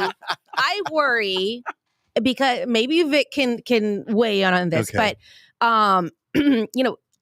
Travis is such a good-looking guy, and he's so good at sports. Mm-hmm. I feel like when you are raised like that, like there's no way you've treated women very well. Like, because really? Those are the kind of guys that will and of course she prefaced this. Maybe Vic can chime in on this. Look, you're a handsome guy. You're a football player. Like guys like Vic and Travis never had trouble getting girls, right? So it's almost like they were taken for granted. Mm-hmm. And I worry that, number one, he's not going to be able to handle a girl like Taylor, who's going to be like, no, I'm not putting up with your bullshit. Like, bye. Right. Because I think a lot of girls will follow those breadcrumbs of a guy who barely wants them because of who he is. He's so good looking and he's a football player and it could be this and it could be that. That's not who she is. And then second, I don't know if he can share the spotlight. I mean, it's cute and fun right now because, her? She can't. No, him or him. No, him. Him? Yes. Yeah, his spotlight got a ton bigger. Yeah, for now. For now, but he's 34. He's not getting any younger. He's starting to have injuries. He was great last night. He knows his career is in the twilight. Okay, right. I agree. Handle the truth. Yeah, exactly. Okay. So he's been in the league for what, 10, 11 years, something like that? Yes. Okay, so that's fine. So you're saying that So this love is a manufactured love. This is a thing of PR nightmare, is what you're saying. I'm starting to believe it. Really? Yeah. At I'm first, not. I said it was I'm all not. fake. Now I'm starting to. I think she's a country girl at heart, like you said. Uh-huh. She And comes she's from- just a family. She grew up on a farm in from a farm, Pennsylvania, right. and she's just the most grounded. I mean, she's been famous since she was like 15. Yeah, she's an Eagles fan too, by the way. There's something. So she was. What you're saying is she was attracted to the Euro guy for a while. And you could put Mayor in that too. Sure. Yeah, okay, for but now you have this guy Travis who looks like he should be working a farm. So you think that there's no in chance jeans and boots, and there's no chance in hell they could end up on a little place in Tennessee I together. would love it. I would love it. I'm worried he's going to hurt her. Like if he hurts her, we will kill him. Like how physically or spiritually, and emotionally. Jake Gyllenhaal can't even leave his house anymore. He can't even like post on social media because he like just gets attacked and thrown under the bus. So like I know that Travis thinks that he's like why? Yeah, why? Because he completely gaslighted and manipulated her and like did all these terrible things to her. Like we know all of her details because of her songs. Oh God. Jake Gyllenhaal, there's some ex-boyfriends of hers that we love. Yeah. But Jake Gyllenhaal is public enemy number one. Yeah. He's the one who kept her scarf that smelled like her that she sings about that he still has in his drawer. So it's like I just worry that Travis is going to hurt her. I worry that he's doing this for fun. And that why not do it for fun? Because Taylor doesn't need to get her heart broken You have anymore. the opportunity as arguably one of the best tight ends in the NFL. Who you're famous too, you know. A lot of guys are offended that you guys don't think he's famous enough to go out with her. That being He's not. He is. He's famous to football. He's famous to men. And she's famous to pop country or whatever she does. Globally. I didn't even know what one song she did. But you know who she is. But I knew Kelsey's stats. But you didn't know anything really about football until this whole relationship started, right? I like football, but I don't really like the NFL. So because I don't watch. You are what the NFL has gone after. Targeted. Because they guess won. what? They won. The NFL is winning because women ratings have skyrocketed this year with Chiefs games. Yeah. With Taylor being there or the possibility of her being there. But you got into this, so you got into football, and then... That's the only reason I turned it on. Yeah, but now you found another guy. Oh, my God. You found a football player. Who is it? Oh, my God. We're going to show you the I don't football. know We're if I going to know show you... who it I'm going to fall out of my chair. This is Nick Bosa, who we're going to show. By the way, Nick Bosa is a defensive lineman for the San Francisco 49ers. And normally defensive linemen are kind of big, maybe chunky, strong. This is Nick Bosa, and you can play the video because we'll try to make sure we have a fan or somebody fanning Kelly if we show the video. and then I want to show Lizzie a picture too. Okay. On my I wanna phone. see it. We can go ahead and play it. Listen, ladies, these Nick Bosa edits gotta stop. He's not a piece of meat. He's just walking around doing his job. Okay, and this is terrible for men's mental health everywhere. Look at his quads. None of us can compete with that. So now we're None of us can objectifying see that. men. Yes. But you know, have you noticed in this society, women can objectify men? Apparently. Right. So this is Nick Bosa. Stop oogling. Eyes up here, ladies. I know we're allowed to do that, but you guys are not allowed to objectify women. That's just the way it is, boys. It's just my goal in life to treat men like meat from here on out. Why not? And so when I saw... Like you guys like that though, so he, first of all, have you seen his quads? Could you see his quads in that video? We can pop a picture back up the start of the video. Because that's the way most football players that I ever... No, you have not seen his quads. I mean, these guys are ripped, cut. They got creatine in every part of their body. This man is different. He's different. He's built different. So it's picture day for the high school hockey. You go back to there he is. Yeah. Listen, ladies, these Nick Bosa edits gotta stop. He's not a piece of meat. Can you text me the picture of him? I'm going to pass it around because Listen, ladies, these Nick Bosa edits gotta stop. He's not a I piece of think meat. that is hilarious, though. This guy is so passionate about it. Leave him alone. Well, because it's unattainable in the way that for women, a Victoria's Secret model's body is unattainable. You know, I could lose every pound I have and I don't have a long torso. I don't have tiny shoulders. And so for men, I feel better about myself now. See, Right, there you go. these quads don't come from working out. Can you text me that picture while we talk to you? Well, this is a picture of his junk. I don't care. Well, we're going to show it. We got to show his. I need to know. Whack off your penis. I am. Okay, here's my Yeah. question. Is that real? I gotta find that picture. I'll find a picture. Here, of pass Bosa. it over there, Lizzie. I just need to know: do they not wear cups in football? Not anymore. Not no. anymore. If you I wore, don't understand if you that at wore all. a cup in football, you would hurt yourself so bad, like your groin, your How? skin. Why? I'm with you, Kelly. I don't understand I that. can see his whole Franken beans like through his shorts. Yeah. I can see Balls. everything. Yeah. Wait. Why can't you guys wear a I've cup seen when enough. every That's- other? Yeah. Why? What wanna happened see to it? the cup, I've Vic? gotten enough Vic pics in my life. I'll call him Vic instead of You mean you get Vic pics from guys with I his never junk? see. Kelly tried to say, "Oh well, Vic didn't have a problem Ladies, with her." Do you I understand never what? had a female stalker, but I had 2 male stalkers. I believe it. You're and pretty. I You're got pretty. and I got those pics that women do not want to get. Oh yeah. Do you realize Oh, this? yeah, we got that The universe is flipped. The universe is what I'm hearing today. You ladies are looking at crotches when it was Yes. so not a thing back in my day. Oh, No, it was like, don't even show me that. I mean, guys were the ones that would ogle, and you would be objectifying them, and you'd be a dirty pig. Well, you now are- women are the dirty pigs. Well, you That's are true. single now, so I am single. I honest to God, like I just really like to treat men like pieces of meat. What I is mean, happening? because that's what they. I mean, there's this poor guy. So Yeah. first of all, my neighbor and I, Lisa, we had an entire text conversation about what we thought his private parts looked like. Yeah. And if I ever get hit by a bus, I need somebody to just go on my phone and delete Yes. my entire conversation with my friend Lisa. There's this guy who used to ride his bike in our neighborhood in the morning with no shirt on. Yes. And when the kids were at the bus stop, we would totally be like, woohoo, baby. Yeah. Yeah. One day he rode and he didn't wear his shirt, or he had his shirt on and we booed him. Yeah. Yeah. The poor guy doesn't ride in our neighborhood anymore because You booed him? yes, He had like cards at 3. he had on a t-shirt and we're like, boo. And he's like, it's 40 degrees, ladies. I'm like, Oh my God. So do you? yeah. How did you find Nick Bosa because of Travis Kelce and Taylor Swift? because of the It's junk. algorithm of social media. It's like if I because can't have the varsity squad, I'll have the JV squad. because I was looking up like Travis Kelce and football and all this stuff. So then the algorithm goes, oh, she likes hot guy football players, puts Nick Bosa in front of me. And I mean, no man has ever stopped me in my tracks like this. And I'm not even a muscle girl. Yeah. Like I'm down with like the dad bods, right? Okay. And I saw him and those thighs that could crush a watermelon. And I just, What is Derek it? says it looks like a small elephant in his pants. well, I mean, that small elephant will get bigger.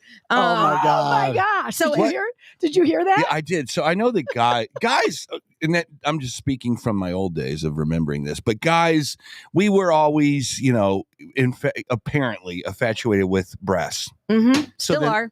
So the day of the plastic surgery came in, it was like, oh my God, look at this. Mhm. What does a woman look at first and foremost? Is it the junk? Is it the, No, the is it junk the is thighs? Eric, it's the eyes. is it the eyes? every girl. Because we never heard what the girls are looking at. We always thought the girls were just annoyed with us. Every girl is different. Every Okay. girl, I'm big on like shoulders, like wide shoulders and arms. Like Okay. that's super hot to me. Yeah. Mhm.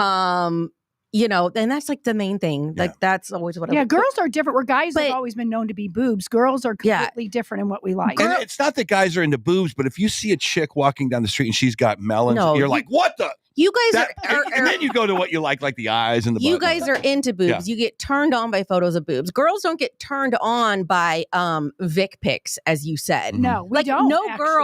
girl on the planet has gotten one of those and go, oh damn, like Balls. I got it. No, Yeah. No. it's the person attached to it. Like Mhm. so when a guy sends you one of those pictures, it's like when a cat brings you a dead mouse. It's like I know you're proud of it, but I'm not going to touch it. Like That's exactly. That's a great. like, just like put so true. like take that away. There's your Bosa and another close-up pic. Yeah. Does that work for you? Can you see that? I can only see part of it because there's like a little thing in front of my screen. But I mean, I've got plenty of photos of him on my phone. Plenty of photos. He's about to be my screensaver. So what are you going to do? So that's your what are you gonna- type. What are you going to do? No, not at all. Oh, Bosa's come not your on. type. No, are you kidding me? Well, no, we have a surprise for you. Bring him in. There he is. He's coming in the door. No. I like if I had a type, it would be like country guys, beards, trucks, country music. He like, has a truck. He's got a beard and he's got abs too. Yeah, and Well, he has a cow. I, his honest to back God, pocket. I don't think that I could ever date a guy that in shape. It would just be What? Yeah. That's like me saying I could never play a 1959 Les Paul. I Because have it's no too idea good. how you're relating those two. Okay. Okay, but I agree. I So never, good. as when I was younger, especially, I liked a nice looking guy with a nice butt and a good chin. Mhm. But Oh, I yeah, did- the jawline. Yeah, the jawline and the Mhm. butt. But I didn't care if they were ripped, because two Right. things. That meant they were in the gym more than they wanted to be with me. Mhm. No, I didn't like that. I did know this too. I needed to give you this update. I found out last week Nick Bosa's uncle is mob boss, Tony Accardo from Chicago. If you look it up, didn't know this is that. going to be. Ooh. And did you know? Yeah. And Nick has a brother. Do you know about his brother Joey? No, but I know that they all, like, his whole family plays. Well, Nick. Oh. Well, their grandfather Tony Accardo. You look him up. He was the man in Chicago. So their Oh. crime. I wouldn't say crime. They were.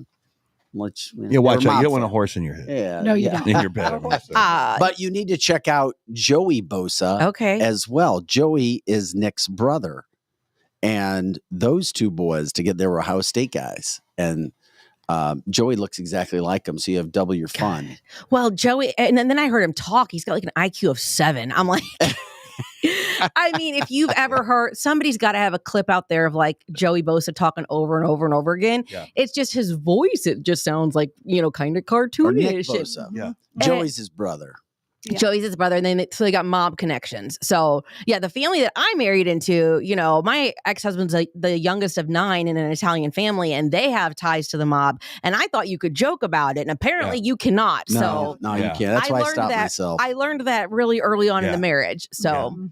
whenever we Wow. were like at a restaurant and they're like, "This is so and so," I'm like, "Oh my god, he's the one whose grandpa's in the Yeah. mafia, right?" Yeah. They're like, "Shut up." Yeah. His nickname is the Meatball. Did you ever when did you start becoming attracted to guys? Like in the 80s, did you look at Bon Jovi and go, Dream Boy? Or was it Backstreet Boys dudes? It was. So I developed late. I was a tomboy. Yeah. Like back when all my friends were like wanting to make out with boys, I was Yeah. like, ew, like no, like I want to go play kickball with them or, Yeah. So I definitely, it was like later in high school when I started liking boys, but I've never not dated a hockey player. So that's always been Okay. like literally every single boyfriend I've had since I was 13. What is it about hockey that you think is so attractive? And you love hockey. Your kids play hockey. Your All three. son, your Mhm. daughters. I mean, they play. I Yeah. would have played hockey. I didn't have the opportunity because Yeah. there weren't girls. And my mom's like, no, you can't play hockey. Field hockey. No, I wanted to play ice hockey. Okay. So I did figure skating instead. And so through figure skating, I got to know all the hockey players. And I think it's just the greatest sport of all time. Okay. And I think that the guys that Actually, come from hockey. NASA did a study. It's actually football, but go ahead. It's not. Kelly, It's we had not. Kelly on the edge, and the first time she was on the edge because she was holding her own with Reed Lowe, former prison Oh. enforcer. Yeah, I remember. Being, that. Yes. Reed was Yeah. sticking up I for the knocked his hockey ass out. Yeah. Yeah. the Hockey Association in Missouri, Yeah. and something that had happened with Francis Mhm. Howes High School. Yeah. So that's when Kelly made her debut on Yeah. the edge, was talking hockey Yeah. as Yeah. a hockey mom. I was trying to talk hockey, but he was not having a conversation with me because I'm a female. Instead, he was just going, Yeah. oh, now I'm so crazy. Yeah. Like, I hate men that can't Yeah. argue with women. Yeah. It makes me insane. But Yeah. anyway, hockey is a great sport. And the men that come from it are fantastic because they're such family guys. They grow up in these small towns. And when you're a hockey family, you are with your parents all the time. Yeah. It's not like basketball where you pull up, drop your kid off, and come back. I mean, we are in the car for an hour. We're at the rink for an hour. We're Yeah. driving home for an hour. And it's a family thing. My daughter's been drugged to all their brothers' games. So now they play hockey. And Yeah. and it's truly like a culture of just really great boys. And Yeah. I've always been attracted to like good guys, like Yeah. calm guys. I feel like with hockey players, they get it all out on the ice. Mhm. They come off the ice and they're big teddy bears. Yeah. I kind of don't feel the same way about like other sports, like Yeah. football and stuff. I feel Mhm. like they're still kind of like, Yeah. like off the field. And there's just something really special to like I walk in, I smell the rink and I'm like, oh my God. I agree with You that. love the smell of it. Yeah, I agree with everything you I say. totally agree with that. Yeah, during COVID, like that was the longest time in my life I had not been in an ice rink. It was like 3 months. And I just remember being like, oh my God, I just want to smell it. I just want to go in. I just want to, Yeah. So I love it. All my kids play. A lot of and- Canadians, eh? Yeah. But that is true. I think it's a stigma that is now down. Like I have a 14-year-old that was asked to homecoming and she didn't want to go with him. And I Mhm. said, why not? She goes, there's two strikes against him. And I said, what? She goes, the first one, he's a football player. I want him to be smart. And I was like, Watch out, whoa. watch Whoa. Watch And I out. said, whoa. I said, there's a lot of smart football players. She goes, Not Not really. I'm with your daughter. so she said, if he played hockey or even track or whatever, I would have. But she told him no. Wow, bougie. Anyway, Kelly, talking with Kelly Manno, the social media superstar influencer. You're very popular. You didn't set out to be this way, but you became that way because your content is great. You're funny. You're a comedian. You're relatable. You're a mom, and you go through life like the rest of us, the highs and the lows and the ups and downs. Okay, so now you're single, and even when you weren't single, you would get lots of request online, right? Yeah. You've brought this up to us before. Am I allowed to show or not? I would not show the photos of the guys who, what are you going to send the, I have the comment. I have the inbox. yeah, I sent him some screenshots. Kelly sent me the inbox of guys hitting on her. Now, and these are like you can't really see their pictures, and it just says their first names. That's fine. Okay. I'd And most rather of them, just hear the message. Yeah, just read it. Have Eric read it. We've got copies too. Well, can we? When Greg pops one up, we'll go ahead and. I want to. I mean, are they all sexy or are they all? well, I mean, there's the one guy who, like, no matter what I post during the day, he'll make it sexual and send something to me, but it's like 20 times a day. And I've got like 10 of those people. And it sucks because I don't even want to open their stuff. And I don't if I realize who it is. But then I can't open like my fan mail, and stuff like that. And so, like, one day I was showing muffins I had made on Instagram. And then he sent me something super perverted about a muffin. And then, like, just anything I talk about. And it's like, I don't know. You respond excited. Yeah. And if you deblock them, then they're going to get more excited and they're going to make another account. Do you think these guys really think these lines are going to work? That's what I would love to know. Like, does he really think that when he's like, I'll butter your muffin, that I'm like, oh,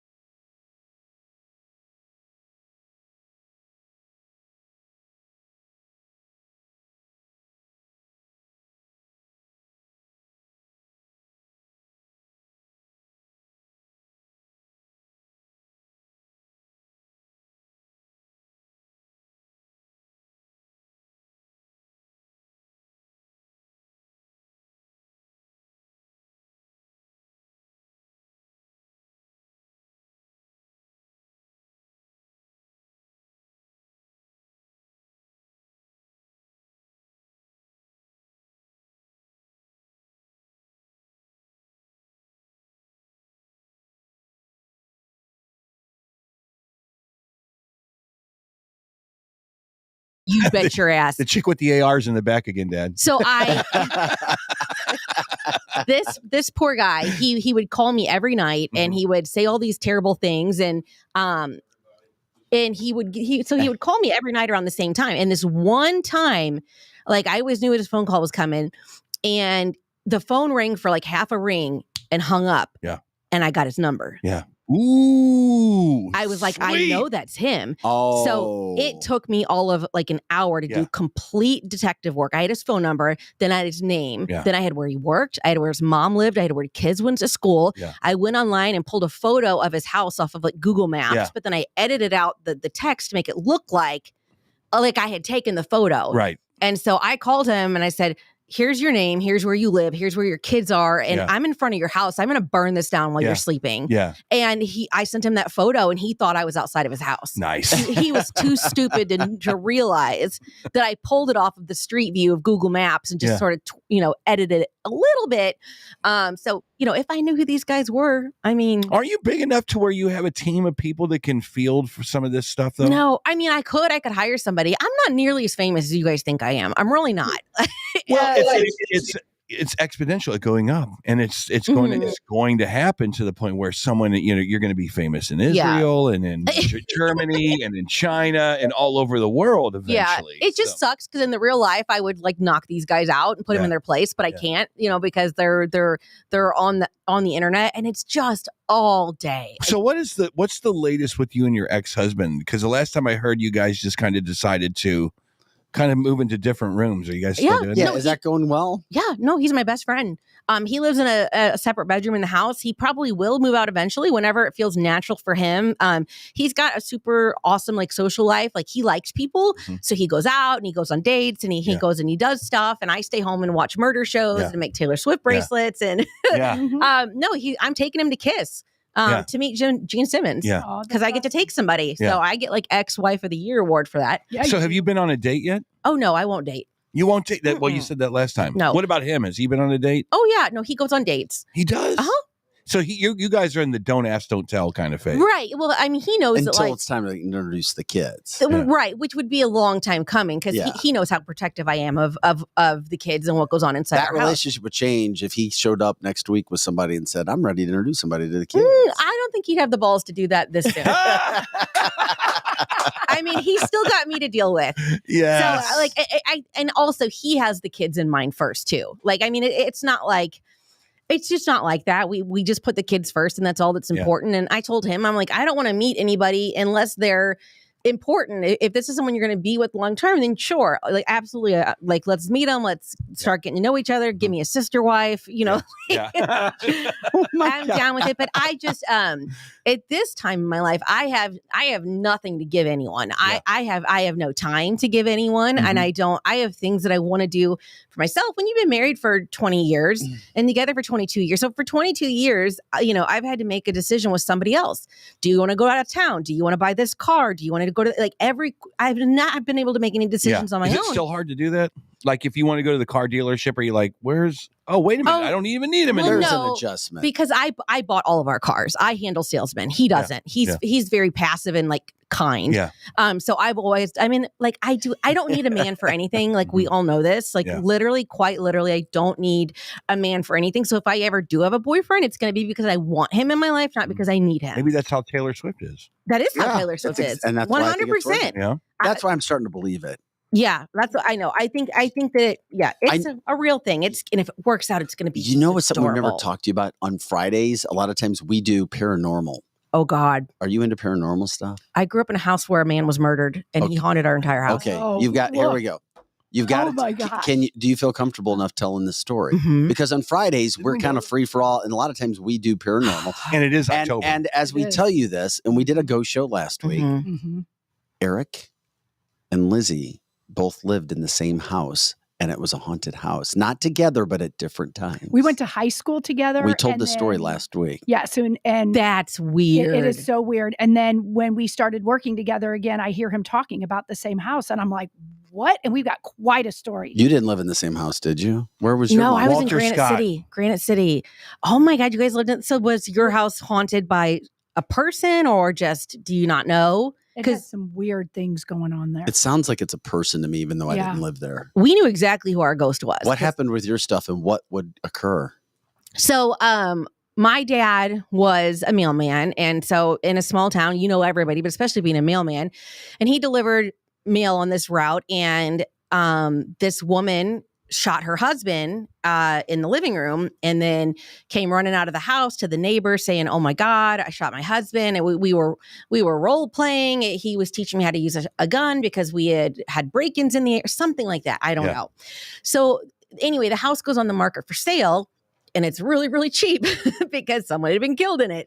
And my dad and mom kind of, talked, and they're like, My mom wasn't a big fan of it, but my dad's like, it's a great house, it's a great neighborhood, you know, and it was an accidental killing and blah, blah, blah. So we move in and like instantly, like just stuff is happening. I specifically would see him all the time. His name was Steve. That was the guy that was killed in there. And like one night I was up with an earache. I was probably like 4 years old. And I was asking my dad, I'm like, who's that man in your chair? Oh. And he's like, there's no one in that chair. And I'm like, no, he's right there. Who's that man in your chair? And my dad's like, well, what does he look like? Or what is he? And I said, he's got on like a red plaid shirt and he's got blonde hair and he's got on like boots. And my dad's like, boots? And I'm like, yeah, he says they're construction boots because he just got home from work. And my dad's like, okay, you know, went to bed. A couple days later, he saw my neighbor outside who was there with the day that he died. And he said, hey, well, like what happened that day? And, you know, when you found him, and he's like, oh God, I remember like yesterday, he had just gotten home from work. He still had his boots on and he had on a red plaid shirt. And when she shot it, like I had described exactly what he was wearing and communicated with him. And I would go in the corner and be like, pick me up, like put my arms up. How old there. were you? Like 4 or 5 years old. Wow. I remember, the thing I remember the most is not being able to get babysitters. Or I remember like a babysitter, like sitting on the couch with me and my brother, like holding our hands, like not letting us get up. Because it turned out she murdered him. And it went into this gigantic, once we lived in the house, this huge trial opened up, right, about it. And then there was all this turmoil. And once we knew he had been murdered, but he was like a friendly ghost. My parents one day we had this closet we got in and out of every single day. And my parents went in there one time and there was a freaking like oil, like self-drawn portrait of the guy. Like, and his name was like signed to it. And it was like, you wouldn't just be sitting there and go like, oh, I think, is that footsteps upstairs? It's like, oh no, those are footsteps. Like you could just hear things plain as day. Yeah. We ended up moving because of it. So what's the status with the house now? So, I mean, people live in it now. We went and they don't have any trouble with the ghost. Now I think she died or went to jail. Something happened. I think that's when the haunting That scared stopped. I don't know. What was that? That was another video that we're Good going to God, show. don't ever do that again. Not when we're talking about freaking ghosts. Right. Oh my gosh. That is an interesting story. My heart the stopped. kids doesn't But- like the kids are the ones that can see it Yes. and animals. And so the people who live there now, they said, no, If there's nothing only haunted. one way to believe in ghosts, one way, you watch the TikTok videos of the dogs freaking out at something. Well, the orbs- Or well, not so much the orbs. I wouldn't say that's the definitive, but a little kid like you, 2 years old, 3 years old, going like this on camera, going, "What are you doing?" To this day, I have a 100% accurate like spidey sense. I can walk in a house and my whole body just knows it's haunted. You just gave me chills when you said that. Give me one right now where you walk in, you're like, "This isn't right." Give me. There have been places that I've worked, Yeah. You know, where like, you know, just, and I don't even know if things have happened there, but even like I've gone to friends' houses before and been like spending the night there as a teenager and being like, I got to get out of here. Yeah. This house is haunted. Like I could probably be like some kind of psychic if I tapped into it because it's there naturally. And I can tell you, I can walk in a house and tell you, this house is it's haunted. interesting. Just yesterday or last night, Olivia Newton-John's daughter, she's an actress. She said that Olivia Newton-John said she would always come back in spirit. Her daughter says she has appeared 6 times. Stop it. As a blue orb. Yeah, I mean, and she said that Olivia died. It was about a year ago, 73 breast cancer. And her daughter says she like looks forward to it now when it happens because she says she gets this sense over her body of a calmness and a peace that she hasn't had since she was a child. Man. Yeah, it is a calming thing. One thing that was always hectic in our house growing up that was haunted was our lights would always short out and like even our light bulbs would just explode. Yeah. Like we would be sitting there and like the lights would just short out and it would go out. And I remember one day sitting there and the closet light, you know, back in the 90s, you had those string lights that you pulled. And I'm just sitting there and all of a sudden my closet light goes off and I look over and that string is just swinging. Oh my God. And I'm like, yeah, I need to go home. I don't like this. Well, I'm telling you, if you, it's a whole can of worms I'm with sorry, me. you lived in it. So We did live it. Here's something that might make you think there's no such thing as ghosts. Stop it. I know where you're going. There are, but go ahead. Okay. When a person dies and you saw the cat in the chair with the boots, do you still think he had the Macy's label on it? How do ghosts have clothes? Do the clothes that They're they're never wearing naked. become spiritualized and then brought over to the other side? Every day when I wake up and put on my outfit, I think if I died today, this is going to be my ghost outfit forever. This is not meant to be silly. This is not meant. This is something that still to this day freaks me out. I saw a lady at the top of the stairs in period clothing. She looked like she was from the Civil War. I was like, how did the clothes get over there? Well, I think that the clothes are sort of like, they're not like brightly seen like everything else. I mean, ghosts aren't like, they don't appear as like real in front of you. I have a story of a guy, a little kid from Belle Reve Elementary School way back in the day. They said he saw a ghost in his hallway and he had a top hat on, some kind of a top hat. And I think that was the day I go, how the hell did the top hat? I wonder if the logo is still on that top hat. But that's how you think. I know, but your it's brain, it's a legitimate thought. It's like Einstein. Did he think about that kind of stuff? I don't know, but have you guys ever heard of God, I hate even talking about it. Have you guys ever heard of sleep paralysis? Yes, absolutely. Where you yes. Okay, so I have sleep paralysis, and it is the worst thing you ever have in your entire life. Okay. Nothing is scarier. Are you awake at that time? Oh, yes, and you think you're dying. So basically, sleep paralysis is when you wake up and your mind is 100% awake, but your body can't move. Okay. And I mean, you can do anything you want. Your body is paralyzed. And anytime it happens, something bad is happening in the room that you can't fight off, that you can't get to. Is that neurological? I think so. They say a lot of it is stress related. Yeah. I won't sleep on my back because every time it's happened to me, I sleep on my back. Yeah. But it feels like a spirit has taken over your body. I mean, literally, it feels like I weigh 500 pounds. Everything is sweating. I can't. The first time it happened, I almost checked myself into a psych ward because I'm like, what the heck? And nowadays, now that we have Google and stuff, and anyone who has sleep paralysis does not like talking about it. But is it like sleepwalking? It has to be. It has to be the same mechanism. You are wide awake and your entire body is paralyzed. You can't lift a finger. The most you can do, I remember one time having it and thinking if I can breathe like really loud, maybe it'll wake up Jimmy. And there's just nothing you can do. Yeah. And there's bad stuff going on in the room. We're going to bring you back on to talk more about that. We could do it's a whole show. It's a whole show. Well, now we know more about you from that standpoint. Lizzie just moved over for a second because we have Kevin Malutnik in. He owns Strategic Air Services, where we broadcast live out of. How you been, my friend? Good to see you back. Good. The one thing, but holy crap, I just got an update. What is the FAA doing? Because you know more about flying and airplanes than anybody I've met in my entire life. And I guess we got an update of what's going on. We just got notified by the FAA and the airport that I guess because of the situation going on in the Middle East right now, that the terror alert was just raised for aviation to red, to high risk. To high risk? Today for us. I don't know if it's just for today. I don't know how. Is it because of the former Hamas leader saying that there needs to be a day of protest against Israel or Israel backing countries? I don't know what what drove it other than what's going on in the world, but we have procedures and things that we have to do with airplanes that we haven't had to do since 9/11. What is that? Just so they know. I just got it today. Okay. I mean, I got it 20 minutes ago. I wonder when the last time we were at red. For security. The whole country is. I know that aviation is. But all the airports, like the commercial airports, aviation in general. So are they not flying today? Yeah. No. It's not like you're putting the airplanes down and closing airspace. If airplanes are on the ramp, they have to be locked. You have to have batteries disconnected. There's a lot of things. Wow.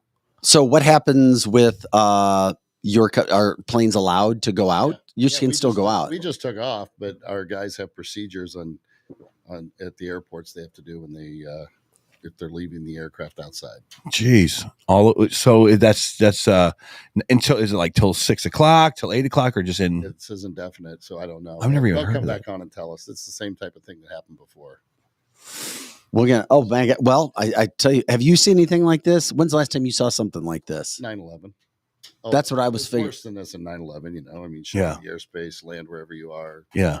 It's not that, but the high risk and them actually telling you about securing the aircraft.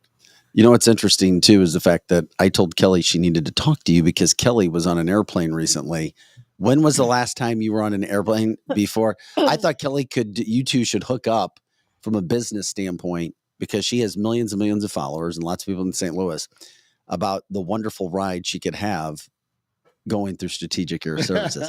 We talked about this on air. I was curious. You've always had a fear of flying, right? Not always, but as an adult, yeah. I just think if God wanted us to fly, he would have given us wings, and like putting us in these tubes in the sky doesn't make sense in my brain. And also like they don't let me fly it. If I could fly the plane, I wouldn't be scared. But the fact that I'm putting my life in someone else's hands is what freaks me out. But I had to fly a week and a half ago. It just takes a lot of drugs. Well, A lot of drugs. You drove here, right? Yep. Oh, God didn't intend you to drive. I know There are a he lot didn't. more accidents Yeah, to drive. that's a good point. But I have some control over that vehicle. And if there's an accident, I can climb out the window. I can make my own decisions if there's an emergency. When you're up in an airplane, you're a rat in a cage. Not really. You're just. Well, there's a lot of training that takes place. Yes. For people who are required. They don't have very much training to drive a car here. But yeah. Oh, trust me. I always go find the pilot and Yeah. introduce myself and look at him and think. As long as you don't meet him in the bar before he gets in the airplane, you're Exactly. Well, the next That time was you the fly, 70s. or when one of these companies Uh-huh. want to fly, you need to give Kevin a call. Let me know, and we'll hook you up with Kevin. And then they can make sure you get to wherever you need to go, and you can fly private, and you have all that area to yourself. True story. And then I can take the real good drugs because I can just pass out, right? I can go to sleep. Or you can not take the drugs and learn to fly yourself. There you go. I actually have. Any monkey can fly. I know I've flown a plane. Eric- So Eric can. my Just slam myself. It's the My- landing that sucks. my longtime college boyfriend was a pilot. Yeah. So we would go up in Cessnas all the time. He would let me fly. We would do negative G's and be like, wee. And then it was like once I became an adult and like had responsibility and was more aware of like all the bad things that go on in the world, that's when I started. I became a control freak basically. Yeah. So, but yeah, I've flown planes. I've flown Cessnas. I was fearless back then. But now So I think it's more that you hate people. that too.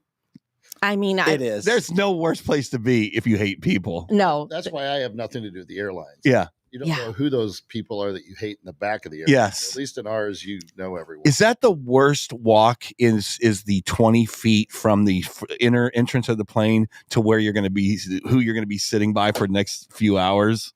So- Is that the worst? So when I fly airline, I only fly Southwest. So you're in boarding group number 8. And you get in boarding group A and Yeah. you sit down in the middle seat, In the middle seat. and you grab a 6-sack Yeah. and you rub your head. Yeah. And you hold it open. Nobody will sit by you. You got the whole row to Is yourself this real? You have done this before? all the time. Sounds like a Randy good does it. plan. Yeah, it works. Yeah.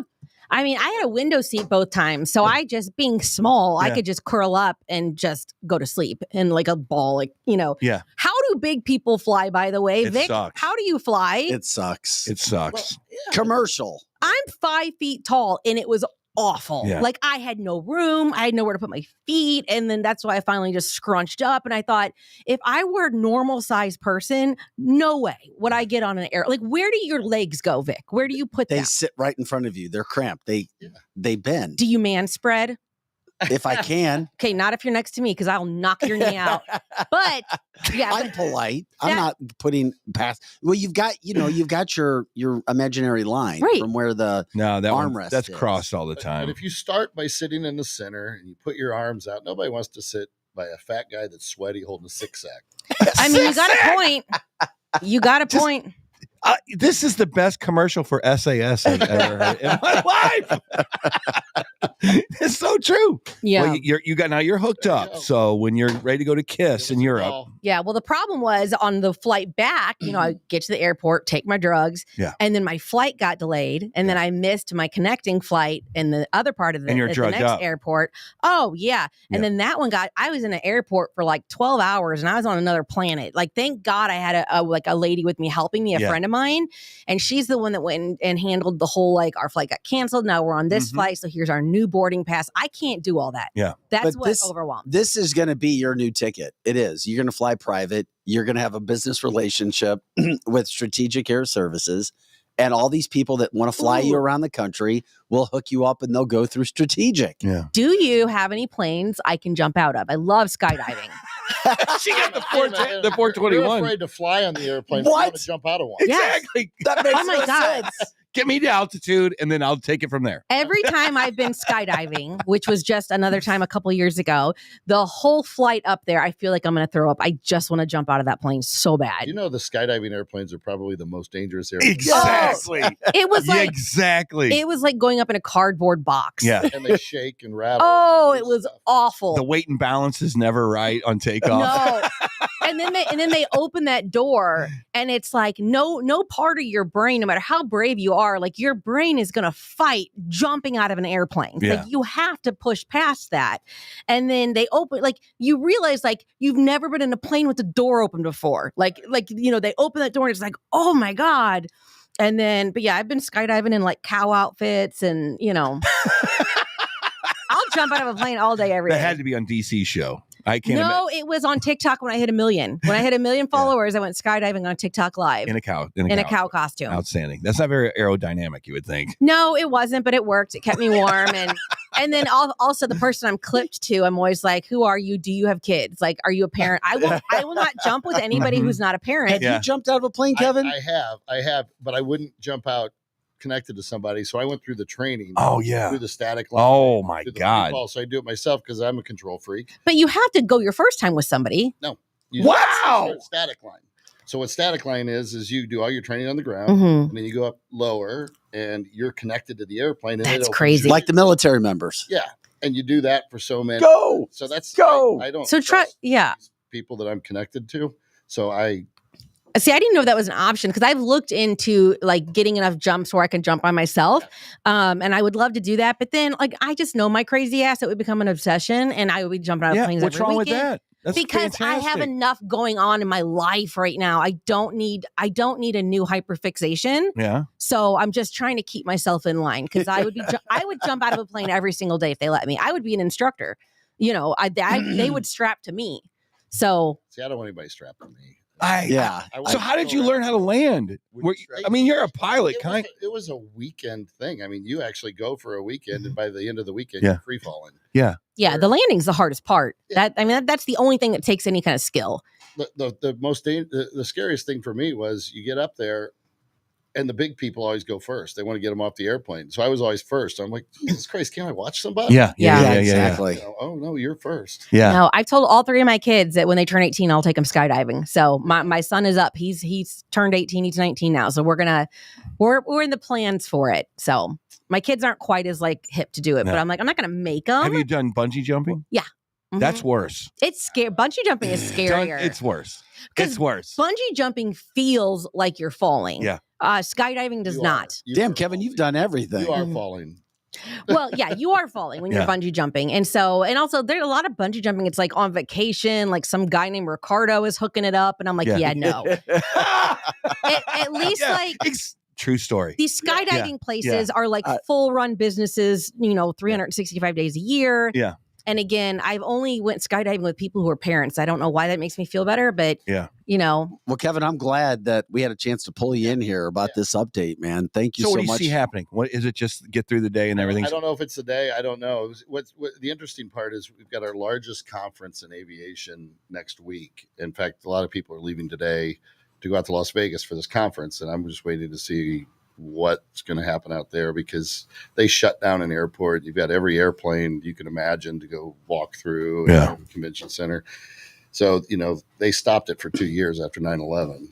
So Don't you think that here's what I know it's aviation. You got to be really careful about all this stuff, but it's like they have those militants, whether it's Hamas, ISIS, whatever. Don't you think that they rule what you can do?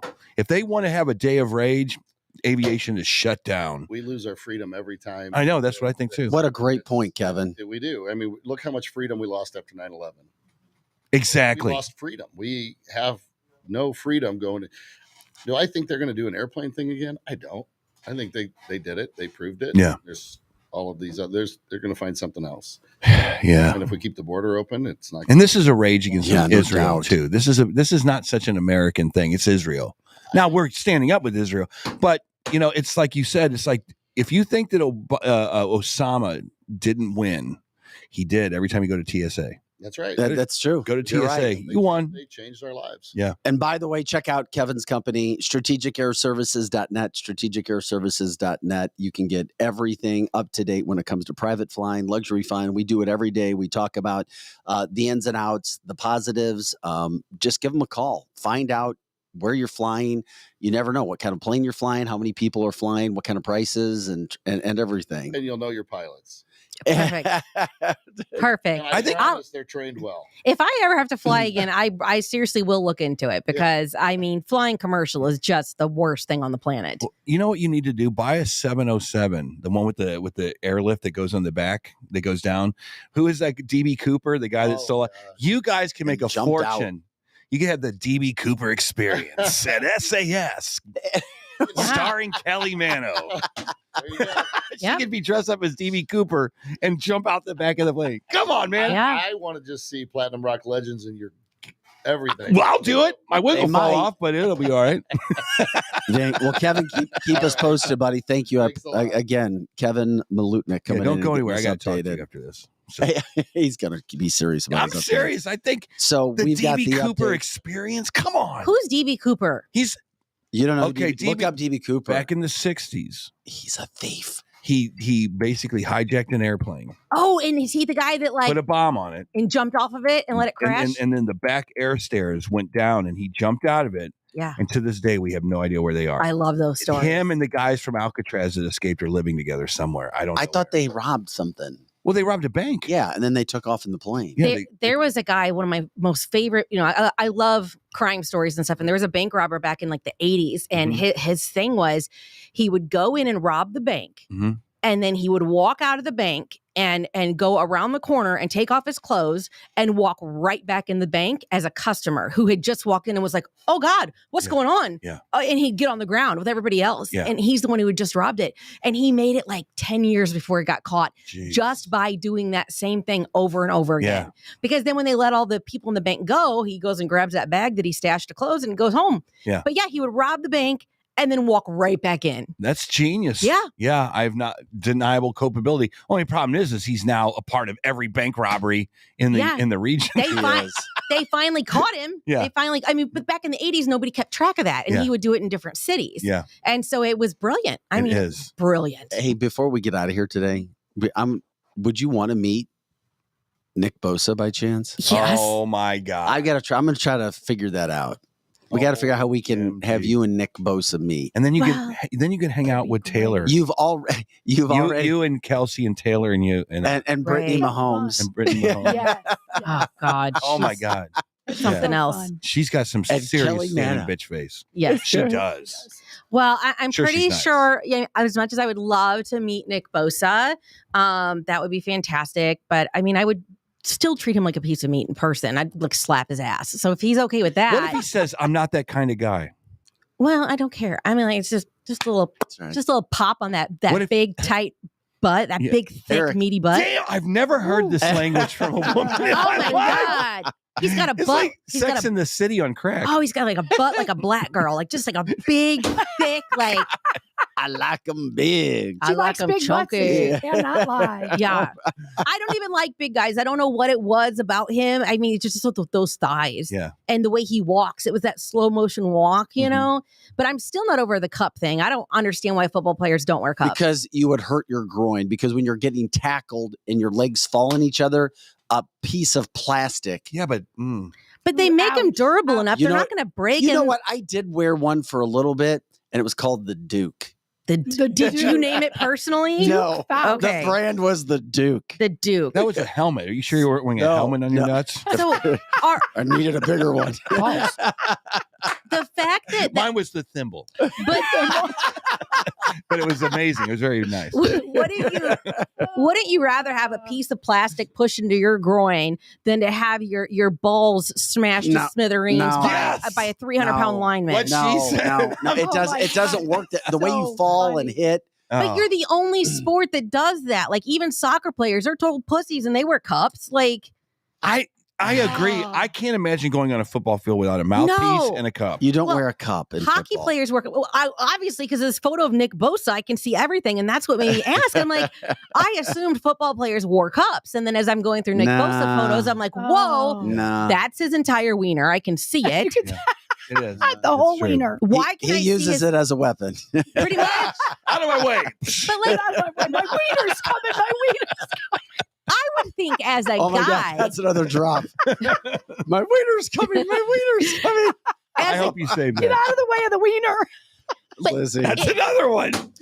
If- Just tear up. but if you're a dude, don't you want that kind of covered? Because if we can see the whole, No. Frank and Beans, we're gonna judge it. We're gonna zoom in. We're gonna. You're gonna do that anyway. This is we are living in an alternate reality. I just This found is out the way it is. I know we're It going a is. little bit long, but I just found out in the last year that women, literally with their friends, have conversations about guys' parts. Oh I God! know. Hell yeah, Yeah. we're Yeah. disgusting. Did you do that in high they're school? dirtier No, than I did men. not do that in high school. I did not do that in college. When did you It's start?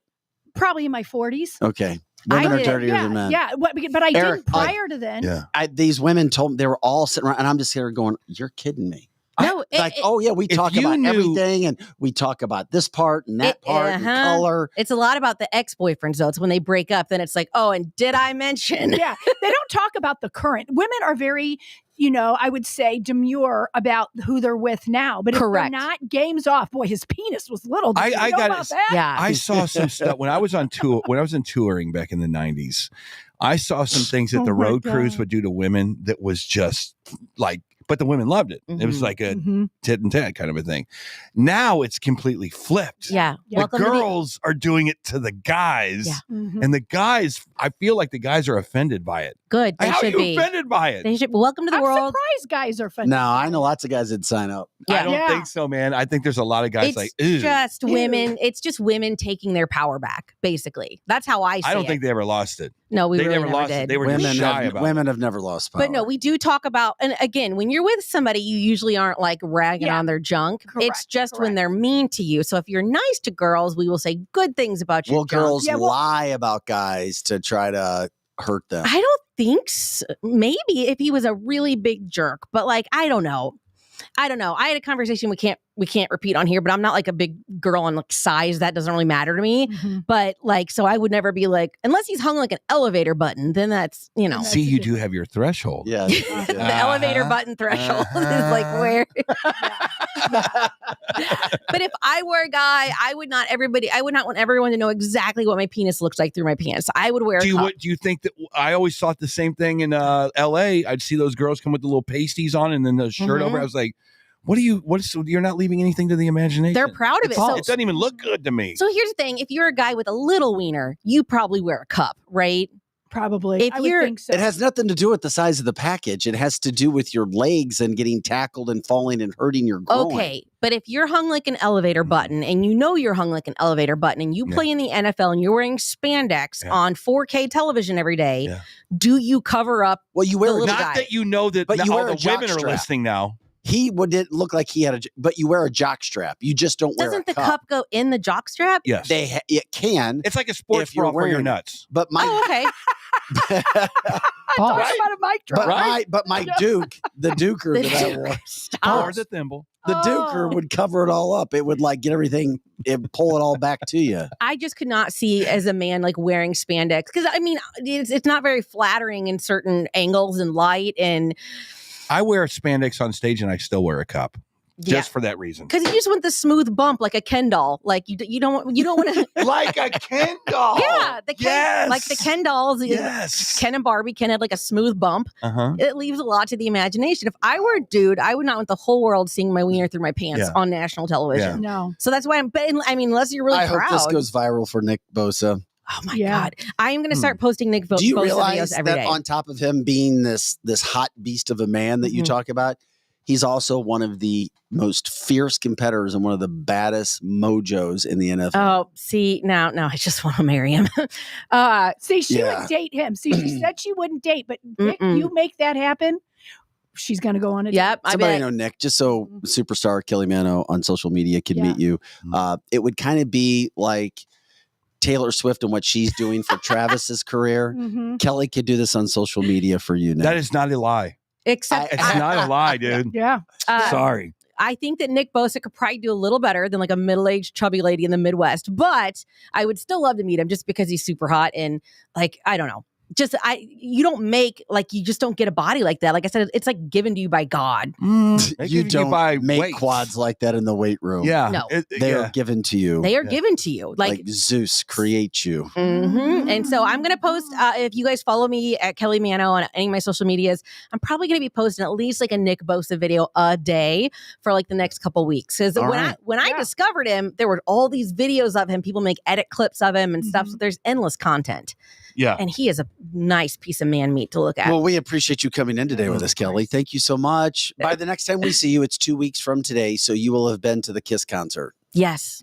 And we'll review. We'll And look at maybe the she'll video. have a date by then too from Nick. Well, we'll see. Who knows? Yeah. He's in season. It's more difficult. Yeah, season. they're a little busy right now. They are. So after season around, Christmas Maybe. time. We'll see. But what I'm a new happens. football fan. There you go. Greg, great job. For Pro Joe, who's here, Kelly Manno, Eric Johnson. Is Platinum Rock Legends playing anywhere this weekend? Yes, Bottleneck tomorrow night. Bottleneck tomorrow night. Go check out Eric. Maybe if you get really good with Kelly, she could really blow you guys Actually, up. tomorrow night there is with Kevin, who was just here, has a friend named Tori that's going to be Tori Allen playing violin with us on Oh, that's cool. seriously? Sweet Child. That's Mine. awesome. Oh, Oh, how wow. about that? I don't even have any idea how that's going to sound. That's going to be great. No, I think it'd be It's fantastic. going to take a song that I absolutely hate into one I love. And Lizzie I Sparks, love I'm it. Vic Faust. Love By the way, Mr. Pool Guy would love it if there's any way you could follow him on TikTok. He creates all of our merchandise. Look for him, Mr. Pool Guy. Okay. Yeah, I'll follow anybody. He loves you. He's on our show all the time. Okay. Mr. Pool Guy. And Mr. Pool Guy is going to be in Cottleville at St. Joe's selling his merchandise. All right. There you go, guys. CancelTheShow.com. We appreciate you joining us today. We will catch up with you on Monday. And also, special thanks to Kevin Malunik, owner of Strategic Air Services, who jumped in to tell us about the red alert for the aviation industry, including what we're getting updates on 4 airports closed. Yes, there's airports closing. Wow. Keep your head on a swivel, everybody. We love you.